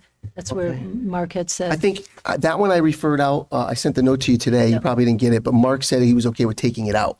If you Okay, think it's important to have it in there, I'd rather take it out. exclusive Okay. jurisdiction. What'll happen is, in I don't most want it. cases, if it goes to it goes for, and they're claiming there's a health or building violation, To you they're anyway. not going to be able to make that without getting help from one of our staff members. And earlier in the document, it says that the commission shall use those departments to make those determinations. I mean, they're not going to make the They're determination not on going their to go own. there and check the electricity themselves. I Right. think. So you're okay with, Yep. so it's already out of the document though. It's not there Taking anymore. all that out. It's out. Yeah, if you look at 4B now, it's gone. Okay, all right, I'm just looking at two different ones here. It's okay. You want, here, Val, I printed the most recent one. Do you want it?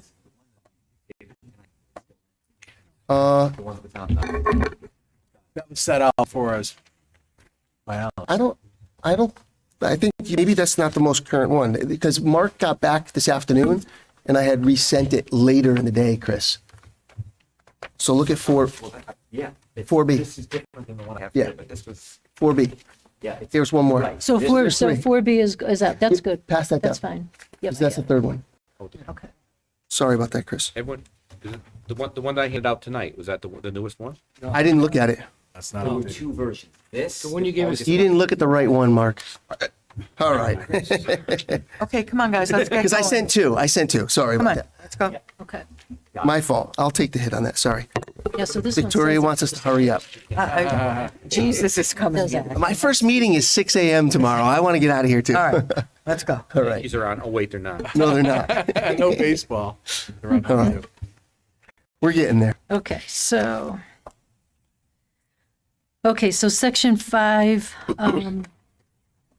section 5E, E. the one with the 10-day grace period. Yes, that was the other one you were Yeah, going this is a difficult one because I think the whole thing should be removed. Okay. Because you're,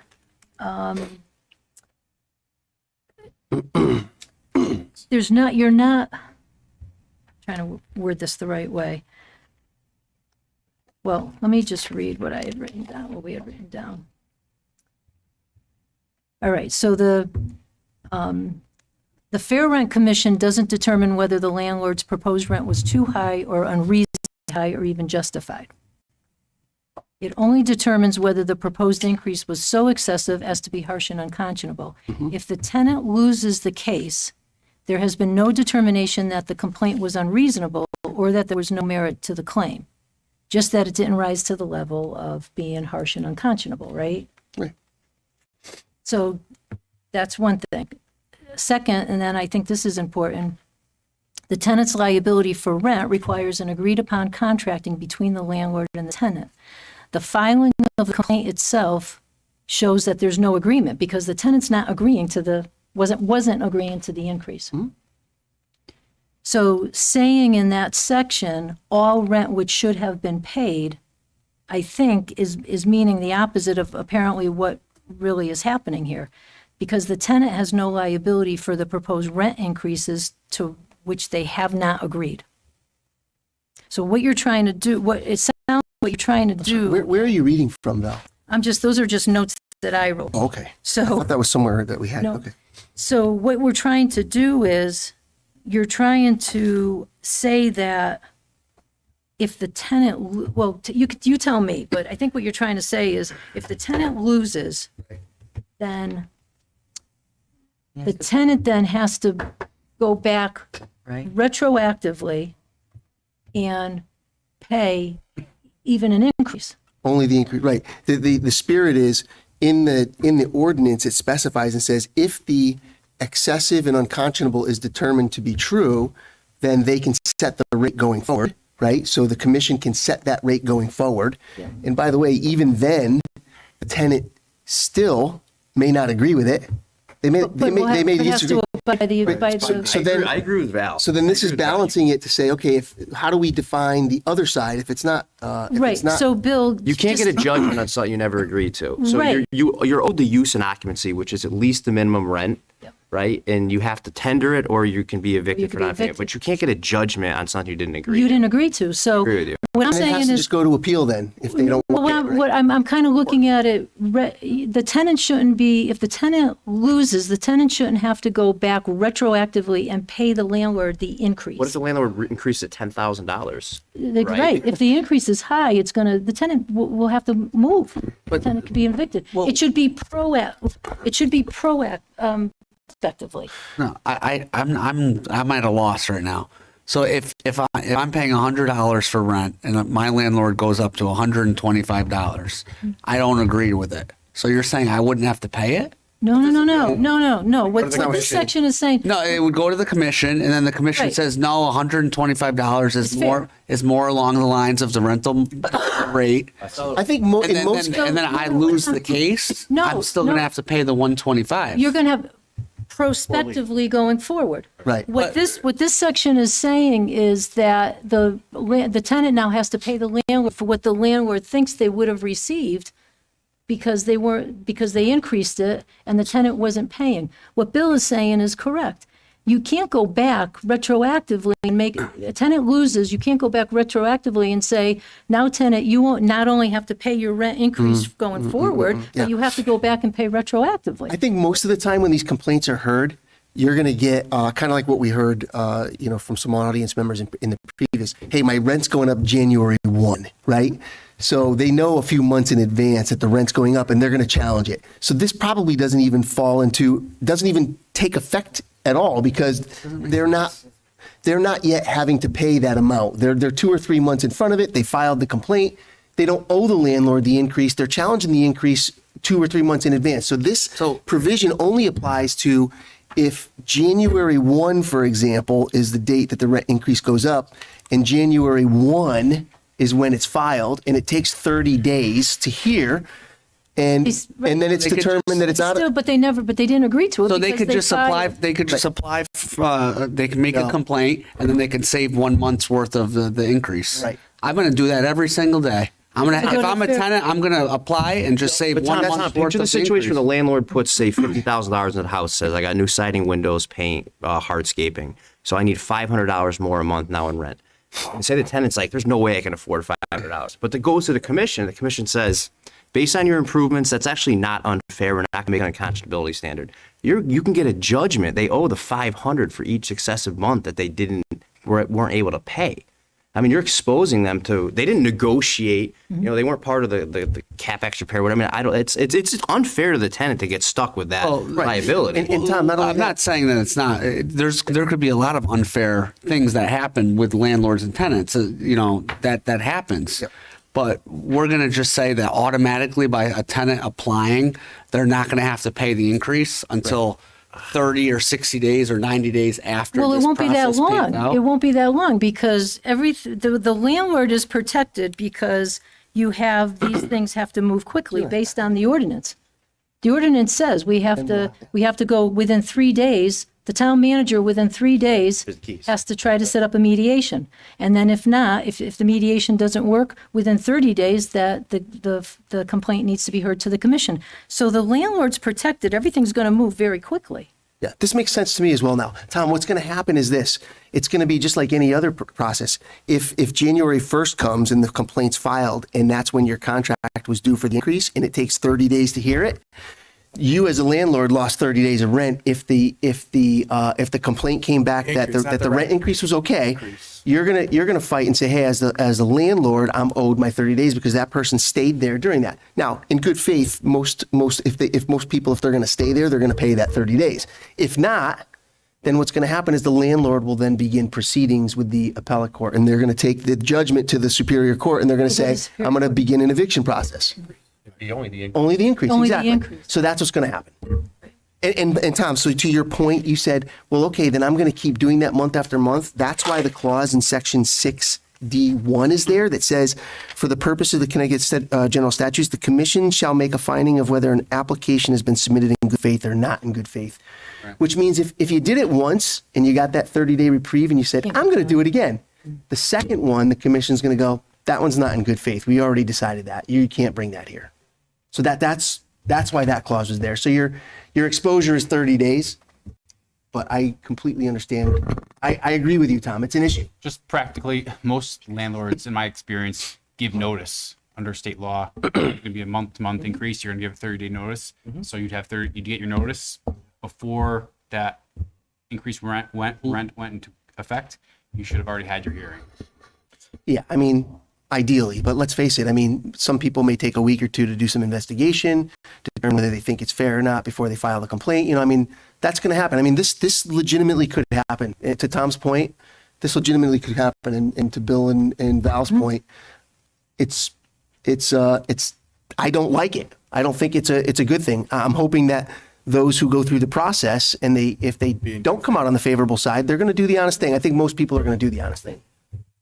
So we can remove, I would propose we just remove section E. Would you agree with that?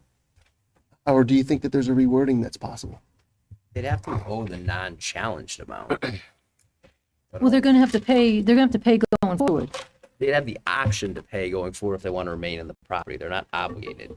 Well, the landlord's going to have a cause of action against them. Right. So the commission makes a determination. They're going to need They to won't have pay a their cause of rent. action for 6 months. There's no cause of action for 6 months. In eviction, you mean? No Yeah, evictions for 6 months, even exactly. if it's found that the rent was invalid. But as Paul said, I think most people are going to do the right thing and pay the Pay rent. or move. Pay or right or move. If they know that that the increase is going to be too high, they're not going to be able to stay. They know they're not going to be able to stay. They have to pay the use and occupancy portion to be non-challenged. Yeah, the non-increased amount, whatever the base was, if it was an increase, they have to pay that. But isn't there any language you could put in there that says, to remain in the property in good faith, these things should be, or, is it possible that you could allow this to be challenged? I guess it would be like any other case, right? Even if they didn't bring it to the Fair Rent Commission, if they didn't like their increase, even if they didn't like your increase, Tom, January 1st, right? You gave them 30 days notice. They didn't like your increase. What's can you begin eviction proceedings day one? No, you have to wait. You got to wait 30 days? Well, you have to have non-payment. You're either going to go non-payment of rent, right, or lapse of time. Which is how long, roughly? After- 90 days? Well, the rent's 11th. usually, Yeah, you noticed. So it's less than a month. Just to And then quit. 14 days after that. So the filing of the Fair Rent Commission creates an undue burden on the landlord in this case. Think? Because the Fair Rent Commission clause says that if you lose a case for 6 months, eviction proceedings can't occur. But that's Which- but don't forget, that's under the retaliation, right? That's under the retaliation. But would you consider it retaliation, really? I mean, is that really retaliation? Well, it depends on if the tenant, see, I think, like you said, I think most cases, tenants are going to use this to try to, Right. But it could happen now and then. It could but happen. I think most tenants are going to have to move if they can't afford to stay there and they lost No, their you can bring permission. an eviction for cause for non-payment. No. You're stuck for 6 months. Any complaint to a government official or Fair Rent Commission, it's 47-20, it's there, clear as day. No evictions Well, that's whatsoever for any reason. right. 6 So, but months. that's the legislature told us that's what it is. already. Right, because that's the statute, right, Bill, that's a good point. The statute, that's a defense, that statute is a defense to eviction, right? But isn't it a defense only for the filing, Val? It's like, I think the No, intent I'm of just that- saying that in standard, it's a defense to eviction, 47A-20, right? It was designed for a chilling effect, so the people, to non-chilling effect. So if somebody had health violations in an apartment building and building violations, the people weren't afraid to go to the town and Right. say, there's problems, because that person then gets evicted immediately because they were causing Right. problems. That's what the Right. statute's for. The spirit of this They added regulation- They added the Fair Rent Commission on that statute also. But the spirit of the Fair Rent Commission in this statute was so that if a tenant won their case, I think the spirit of that, Alex, and correct me if I'm wrong, it's if a tenant brought a case to them, they can't go to eviction just because the case was brought to them.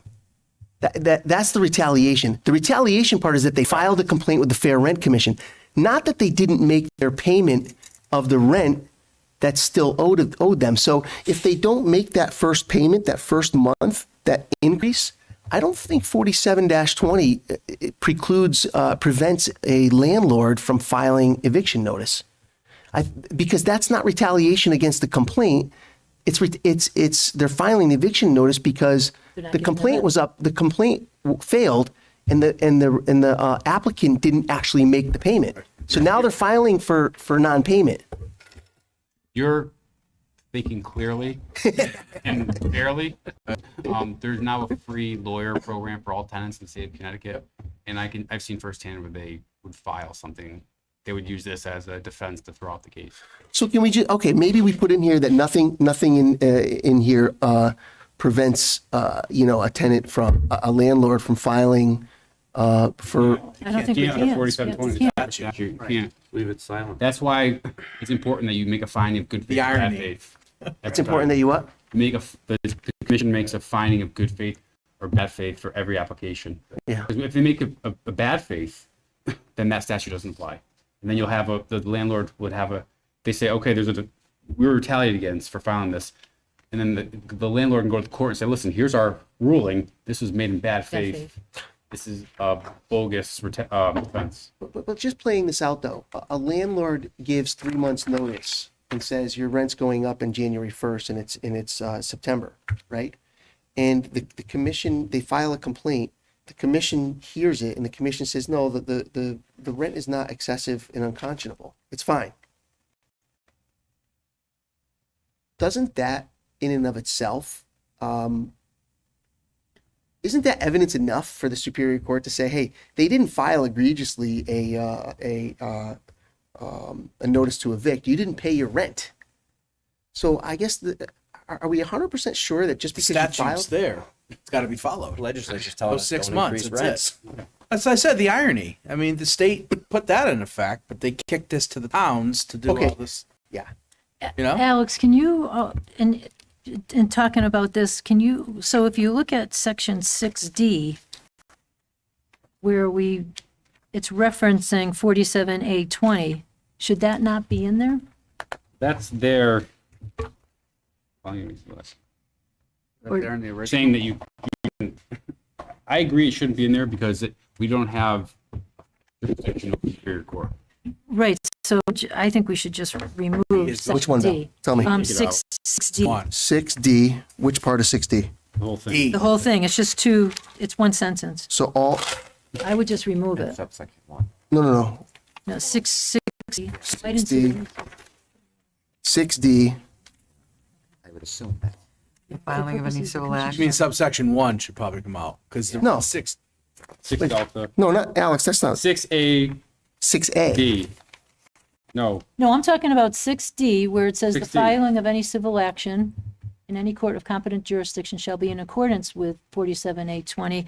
That's the one, Val, that I reworded because Right. you had brought up Right, but the that's- other wording you didn't like. No, but I'm wondering if it if it should say Connecticut General Statute 47A-20 shall apply to any civil action brought in any court of competent jurisdiction. That's Say it again, Val, one more time, please. Connecticut General Statute 47A-20 shall apply to any civil action brought in any court of competent jurisdiction. Yeah. Why does that How have to could be we in do that? this? Or take the whole thing Take it out out. because Isn't Take it out. we can't define what goes on in the Superior Okay, Court. so then I think Yeah. section, I agree with Val's first then comment. It D should and come out. So D D one comes should out just- and 1 becomes D. No, one shouldn't even, the whole thing should be No out. D. No, No D. no, time out. Oh, the good faith, The okay. good faith comment needs to stay. So the 1 would become D. It wouldn't become a sub. 1 would be D. I don't have that copy. I'm sorry. Here we go. Here, Alex. Yes, that's right. So keep section 1 would become D. That's right. Yeah, you don't. Dates. Part of the confusion. Versions. There were two versions. Yeah, the versions. Here, So that's- No, and actually, honestly, I don't feel comfortable with letting it go for review. I No, think it's we fine. I need to have it right get, here. we need to It's get fine, one Victoria. that's complete. It's clean. Talked about other things, so, you know, we want to move this along, but we're not going to move it along if it's confusing and not every member of the council has had a chance to read it as it is going to go to be reviewed. Well, Madam So- Chair, can Everybody we has it. have, if the changes are all made, They'll be made. and then we can get it to the council, we don't have to wait till our next No. meeting. We can No. all read And then we through can talk it. about and- it at The next copy meeting. that's front and back is correct. Public But hearing. we're not going to push it on until we're all comfortable with it going Yes. forward. Yes. Right, with the Yeah, we're going to make the changes to it and we'll resend it out. Yep. Yep. Okay, so I guess the question then is, for 5E, can that be removed? The 10-day grace period. That's the one we just. That's what we've been talking about. Few minutes ago. I think that's something that we, 5E. So would it be okay to leave something in there about the rent being current? Or wording so We have the that. increase does not need to be paid going past, but like you said, going forward. right. If there is an increase. Right, if the increase, If the increase commission is feels upheld. But the that's going increase to be is the not- commission, the commission's going to make that decision, and the tenant has to abide by it. I don't necessarily know that we have to say that in the ordinance. I think the commission's that's going to be their decision, About it being current? Well, I like the idea of leaving it here because I don't think we should leave it to the commission. Because one commission's going to say you have a 3-day grace period or a 1-day grace period, Well, and then 10 another days one is might. not a long time. Okay, that's fine. Let's specify an appropriate time. Another commission may say 90 days, or you can't. So you could say a reasonable amount And of if you time. remember our discussion, if the commission finds that if the commission finds that the complaint is not valid, then they don't have a mechanism to actually mandate a time frame, right?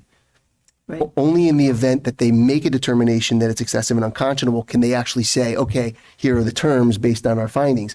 If they make an opposite, then they don't have.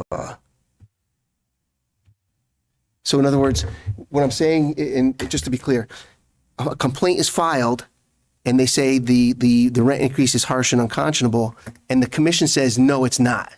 Once they make that decision, no, it's not. They actually don't have the ability, according to the state regulation or our regulations, to say when it should be paid, because they don't have the authority to do that, But if unless the- it's specified. But if the landlord, in that case, if the tenant did not make payments, the landlord, Alex, you can answer this, the landlord can go back to the commission, right? Because the decision is good for a year. Yeah, So but like, let's say that either way, let's say let's say repairs were supposed to be done and the commission orders the repairs are supposed to be done, the repairs do not get done, the tenant can go back to the commission, right? And vice versa. A landlord could go back to the commission if the but tenant's we not don't making. want them going back to the commission. They're going to the court system because the commission has no authority. What they'll do is they'll No, keep no, coming the- back to the The commission. commission still has authority, don't they? They made a decision. But what I'm saying is, what authority does the commission actually They- have to well, they have uphold and author- mandate the rent? Well, they have authority to enforce, like at the end here, they have the authority to enforce, failure to comply with commission orders. No. But what Right? mechanism? But what mechanism will they have? Is what I'm saying. Like, so let's walk through that. Well, there's Let's say they come back. I'm just reading what it says here. If you go under section 8 at appeals. Right? The Show me language where. that's there, where, that's really, that's But really. it appeals to the Superior Appeals Court. to the No, Superior no, Court. but it's saying here, any person who violates any order of rent reduction or rent suspension by demanding, accepting, or receiving pursuant. This is where they have the fine? Mhm. So is that the section? Nope. Nope. They'll be fined not less than $25, no more than $100 for each offense. If such offense continues more than 5 days, it shall constitute a new offense for each day it continues. The commission in its own name or through the municipality may bring a civil action to any court of competent Yeah, jurisdiction. I think that part's got to go. Well, that's in there now, so. Yeah, that that's part, what I'm that was the saying. one So that's got to go. I think we talked about that. Are we able to? 8B should be stricken, yeah. That wasn't in the original No. legislation. No, that was in the toolkit, but that was one that I think we talked about wanting to out. Well, are we allowed to take out if it's in the, if it was in the, Yeah. okay. The toolkit's just a guideline after hearings are heard. Yeah, it should be. My concern would be bringing I know. civil actions on behalf of other people using taxpayer dollars. I'd have a problem with that. Mm-hmm. But I guess, so my question is there, like, as Paul's bringing it up, is there a failure, if there's a failure on either side to comply with the orders, if there's any action that the commission can take? That's section 7. Are you talking about if they say that the rent is fair and the tenant still refuses to pay the rent? Right. That's a different, I mean, I would assume at that point, the landlord would then take it from there. They go to the courts. Yeah, but if you're talking about health and building violations, once we're notified of that, it goes through that process. The commission itself doesn't do anything. They notify, if they rule that the person doesn't have to pay rent because there's health violations, which is possible, right? That the commission itself doesn't bring a lawsuit against the landlord. They notify the health department, and the health department might be able to do something. But at this point, the tenant's not paying rent because there's health violations. So I guess, so then how would you read, Alex, how would you read then in here, section 8A? What would that pertain to?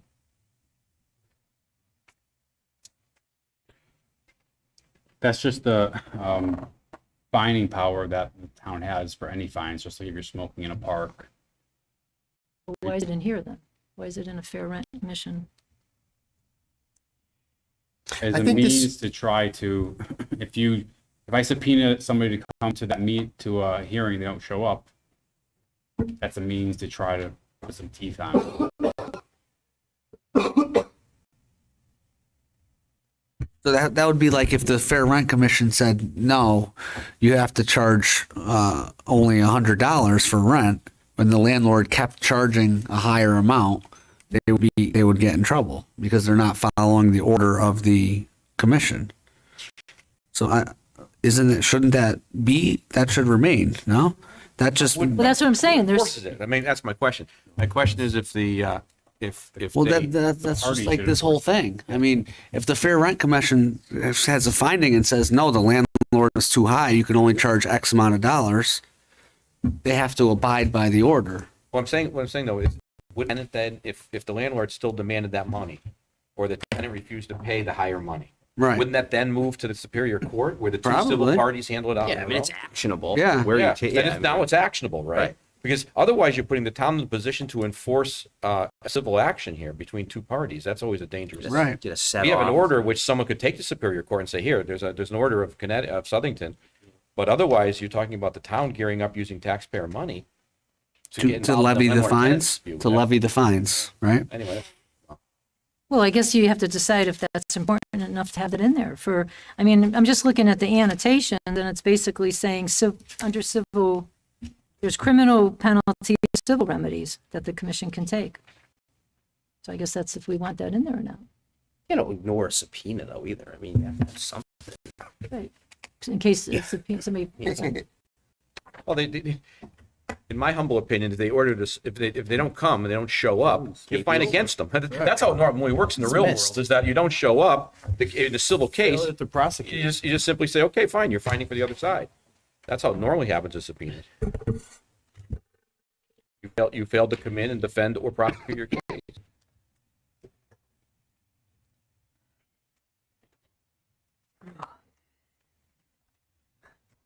Are you taking 8B out? 8B comes out, yeah. Okay. 8B comes out. In section 7, I would remove the within 30 days. Any party to a commission decision may bring a civil action because it may take longer than 30 days. You're limiting, But May, I think, covers that, doesn't it? Right. Yeah. may within 30 days. I think you don't need the 30 days. Just may bring, I think, because that, to me, that's an unreasonably short amount of time. the violation may not happen for 30 days. But this is after an action, though. Oh, Well, I see what after you're a saying. decision, Yes, after a yes. decision. So I'm just saying, remove the within 30 days.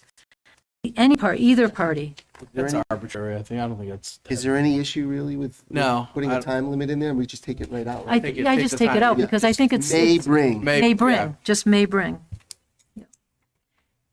Section 8 has been 30 days. Which one? Oh, yeah. Section 8, right underneath it. Any also has person 30 agreed days. But that's because it's going to Superior Court. Yeah, That's an appeal. The That's Superior gotta be Court, 30 days. yeah. It's basically saying if you don't agree with it, you can go to the Superior one. Court. This is a civil action. Right, This but is, do we have the authority to tell someone they have 30 days to appeal to a higher? I don't think we have the authority to do that. I think so. There's state statutes on when you can appeal a town action. yeah, I want to Like say, if you're not happy with planning and zoning Board of Appeals, yeah. Most times time it's 30 period. days, isn't it? 28 days. 45 I'm not sure what the time period is, but the time period where you can appeal such things, so, but that's a state statute to get into Superior Court. That was in the original toolkit, so I'm thinking they checked Well, on this that. was maybe Which 30 one? days, maybe. No, that was put in. No, That was added by, Yeah, I think the 30 days on the appeal is probably. I bet a title insurance company will be happy if we leave section 8 in with 30 days. Very much so. Southington Real Estate will benefit from title insurance company if we do that. and I think the, on the study, Paul, that you had added, you know, the commissions has the ability to make the study. I don't know if you want to have shall in there. Show me where? Section. I know. Section 3, Yes. I think you might want to put may, because you're kind of forcing, This is one where, Where are we? 3 what? 3C. Okay. I would just make that discretionary, you know, because that's going to take resources to have to do that on right. an annual The- basis. No, actually, the reason why shall has to be in there is because the commission needs to make studies. So by mandating that the commission makes this study each year, satisfies. Who's going to do the study practically? The commission will commission, yeah, it's going to be the town, Staff. they could, no, I mean, the commission could contract with an outside agency to do the study and then we publish it on the town The website. commission doesn't have a budget, but so it would be Right. whatever, it would have to come out of my office, whatever resources. My suggestion would be that we start off with economic development and planning division to see what kind of information they have first. But that's for the budget. But for them, they need to take the action to say, we need to now make a vote to take the action to do this Well, because. as soon as this gets approved, I'm going to anticipate that when it gets approved, I'm going to have my staff start working on this stuff because, we're going to want it in place before you have your first hearing. So Because then it satisfies the requirements for doing the studies, because the state statute requires that the commission do the study. So this way here, it's done, it's available to everybody who wants it. You'll have market-based rental information on all types of rents in Southington that you can look at. we just did, economic development has its numbers, and we just did a housing study and from the planning and zoning standpoint. So there should be information out there for us. Yep. Okay. What's next? So just in that section too, what if you say a study to determine market rental rates rather than fair? Yeah, market, how about what's the market, what's the? Value? Market. Well, market rental rates would be Market-based rates, right? Yeah. You're saying get rid of fair? rather than fair, get rid of fair. Yeah, because I guess we don't want to make determinations of what's Of fair, what's right? fair, We're going to make yeah. market-based Like, studies. yeah, ours are not going to be based on quote unquote the word fair. It's Right. They're going to go out Going to there be and see what on people what's pay. market. Val's point, though, we should take the fair out of here. So Yeah. that to aid the commission's ability, the commission shall conduct annual study to determine the Market rate. The market. I think market rental rates is fine. Yep. Let's get rid of the word fair. Remove fair. Okay. No more questions? I still have a question from the last meeting, same issue. How is the committee going to determine the income of the tenants? Say it again, Tom? How is the commission going to determine the income of the tenants, which is outlined in section, Three. Yeah, 3. 3.9 section, or A9. Hartford application. yeah, section 3, number 9.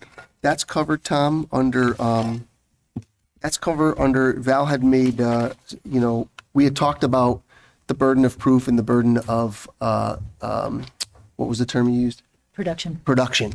So the production comes from whoever has that information. So the commission for example, what's going to probably happen is the mediator will first get this, and if there is, if for some reason income is needed, they're going to ask the tenant and say, you should show what your income is. It's up to the tenant or the landlord to provide whatever they feel It's is needed. It may not be needed. I mean, don't forget, these factors all of them may not be needed. Oh, I understand. I'm highlighting, and I could certainly come up with my own answers. I'm just posing the question so that the public understands that be prepared to show your income, be prepared to show personal information, and be prepared for government to be coming and knocking on your door looking for information. This is scary. This is scary legislation, folks. This is government overreach, and this is not something that we should be happy about. Well, I This don't is agree the- with that, this Tom. is- I think it's a factor. No, and- that's fine. I understand. I understand that. I understand. but- I'm just saying that we need to be careful as a society, because what's next? I want the Fair Food Commission. I want the Fair Car Commission. What's next? Where is the government taking this? And that's my point, is that the government is going to be coming in looking for information that they've never looked for before, and they're going to be sharing it with local residents, local government, and it just begs the question of, government trying to save people. I mean, that's a little bit scary to me. And I'm concerned, and I understand we have an obligation. We were tasked with this, and I'm not disagreeing with you, Councilwoman DiPaolo, but those are my concerns, and I feel for the tenants, and I feel for the privacy of citizens. Okay. Anything else? Anybody else? Any more points, Val? I'll, if it's okay, Val, what I'm going to do is I will take this and update it, and tomorrow, I'm going to send it to you real quick. Just to do a onesie and make sure that I've captured I was going to say everything. maybe copy Alex. And copy Alex, and then let's just align really quickly and make sure we captured the essence of this. Yep. Alex as well, okay? And then as long as everything's captured to what we said today, then Alex can refer it out. And let's Wait a minute, before you decide that, I want to make the decision, if you don't mind. Yeah, and then Let me finish saying that. I want to say something first. Thank you. So we are now at this point, obviously there's feelings on both sides of this issue. We are going to get a copy of what was discussed tonight. We will read it over and make notes on it. We will come together at our next meeting and we will continue to discuss it. If we reach a consensus at that time, we will send it out for review. If we don't reach a consensus at that time, we will take as long as we need to come up with something that we feel good about and that we can stand behind. And there's a lot of concerns on what Tom has just said that I share, and so I'm not sure really until I read it thoroughly as we've done it. It's been between attorneys and thoughts of different things. I want to read it for myself, and I want to be able to look at the people on LinkedIn and say this will work and it's solid. And so I just want to be very clear where I stand on it and where we stand as a council. We are not moving forward until we have a document that is going to be workable and usable for Southington and that there is consensus on. So I just want to put that out there. So are there any other statements or issues that we want to discuss right now? So would you be Motion to table? Is that a motion to table? No, it's going to Alex. Alex is going to Yeah, we give have to table. us It's action on it. Because it says action. Tonight. No one has anything further. I'll make a motion to table. Second. All those in favor signify by saying aye. Aye. Any opposed? All right, so we've all agreed on a motion to table. We are going to look at it. We can add it to the agenda if there's no problems and everyone feels okay about it, or we can let it go till we're in agreement.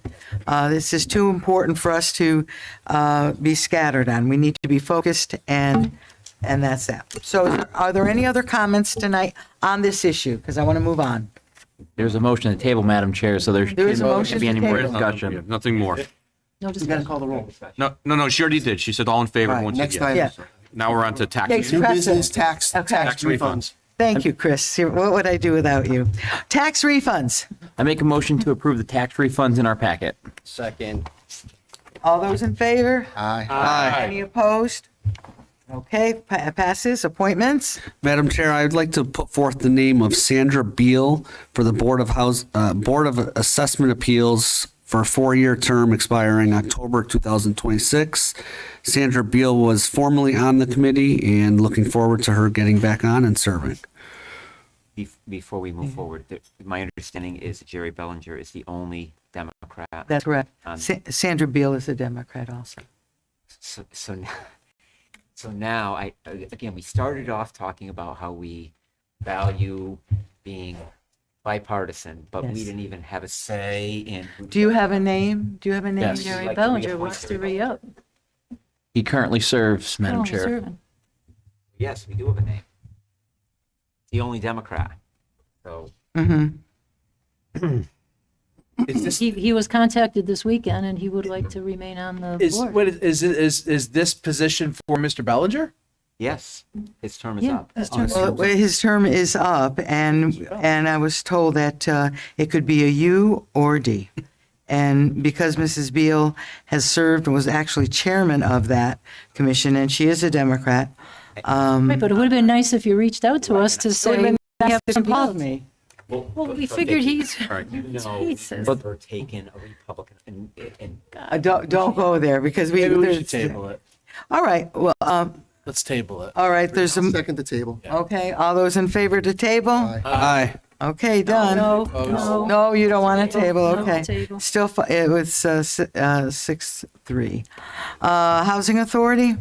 I'll make a motion to approve Steve Salerno to the Housing Authority. Steve was a member of our police department in good standing, and honored to offer him as a Housing Authority member for this appointment. Isn't it Excuse me, the that's a town town manager's position, I thought, according to our packet. Well, we know how that goes, Chris, but it's got to come from Mr. Shota. I thought I, According to our packet. Is it On the Mark's packet, but appointment? it is his appointment. oh, okay, I thought I had checked on it before I done that. My apologies. Mark? Thank you, Mark. I wonder who you're going to appoint. Hereby appoint Steve Salerno to There the you Housing go. Authority. Thank you. Oh, very good. Parks and Rec. Motion to table Mark Parks and Rec. Second. Okay. All those in favor? Aye. Aye. Okay. No. No, okay. So you're no, right, Chris? Yes. Anybody else no down there? No. Okay, 3-6. Okay, great. So we have to, Motion to adjourn. Well, hold on for 1 second. Just to clarify, I was just told by the town attorney that the appointment to the Housing Authority technically begins November 1, because they do have a meeting tomorrow, and there's no way we can get the new person in time for that. So the former member or the member will serve for tomorrow's meeting. Okay, very good. Thank you. All right. Did somebody make a motion? Motion to adjourn. Second. All those in favor, thank you for your time, everybody. Aye. Good job.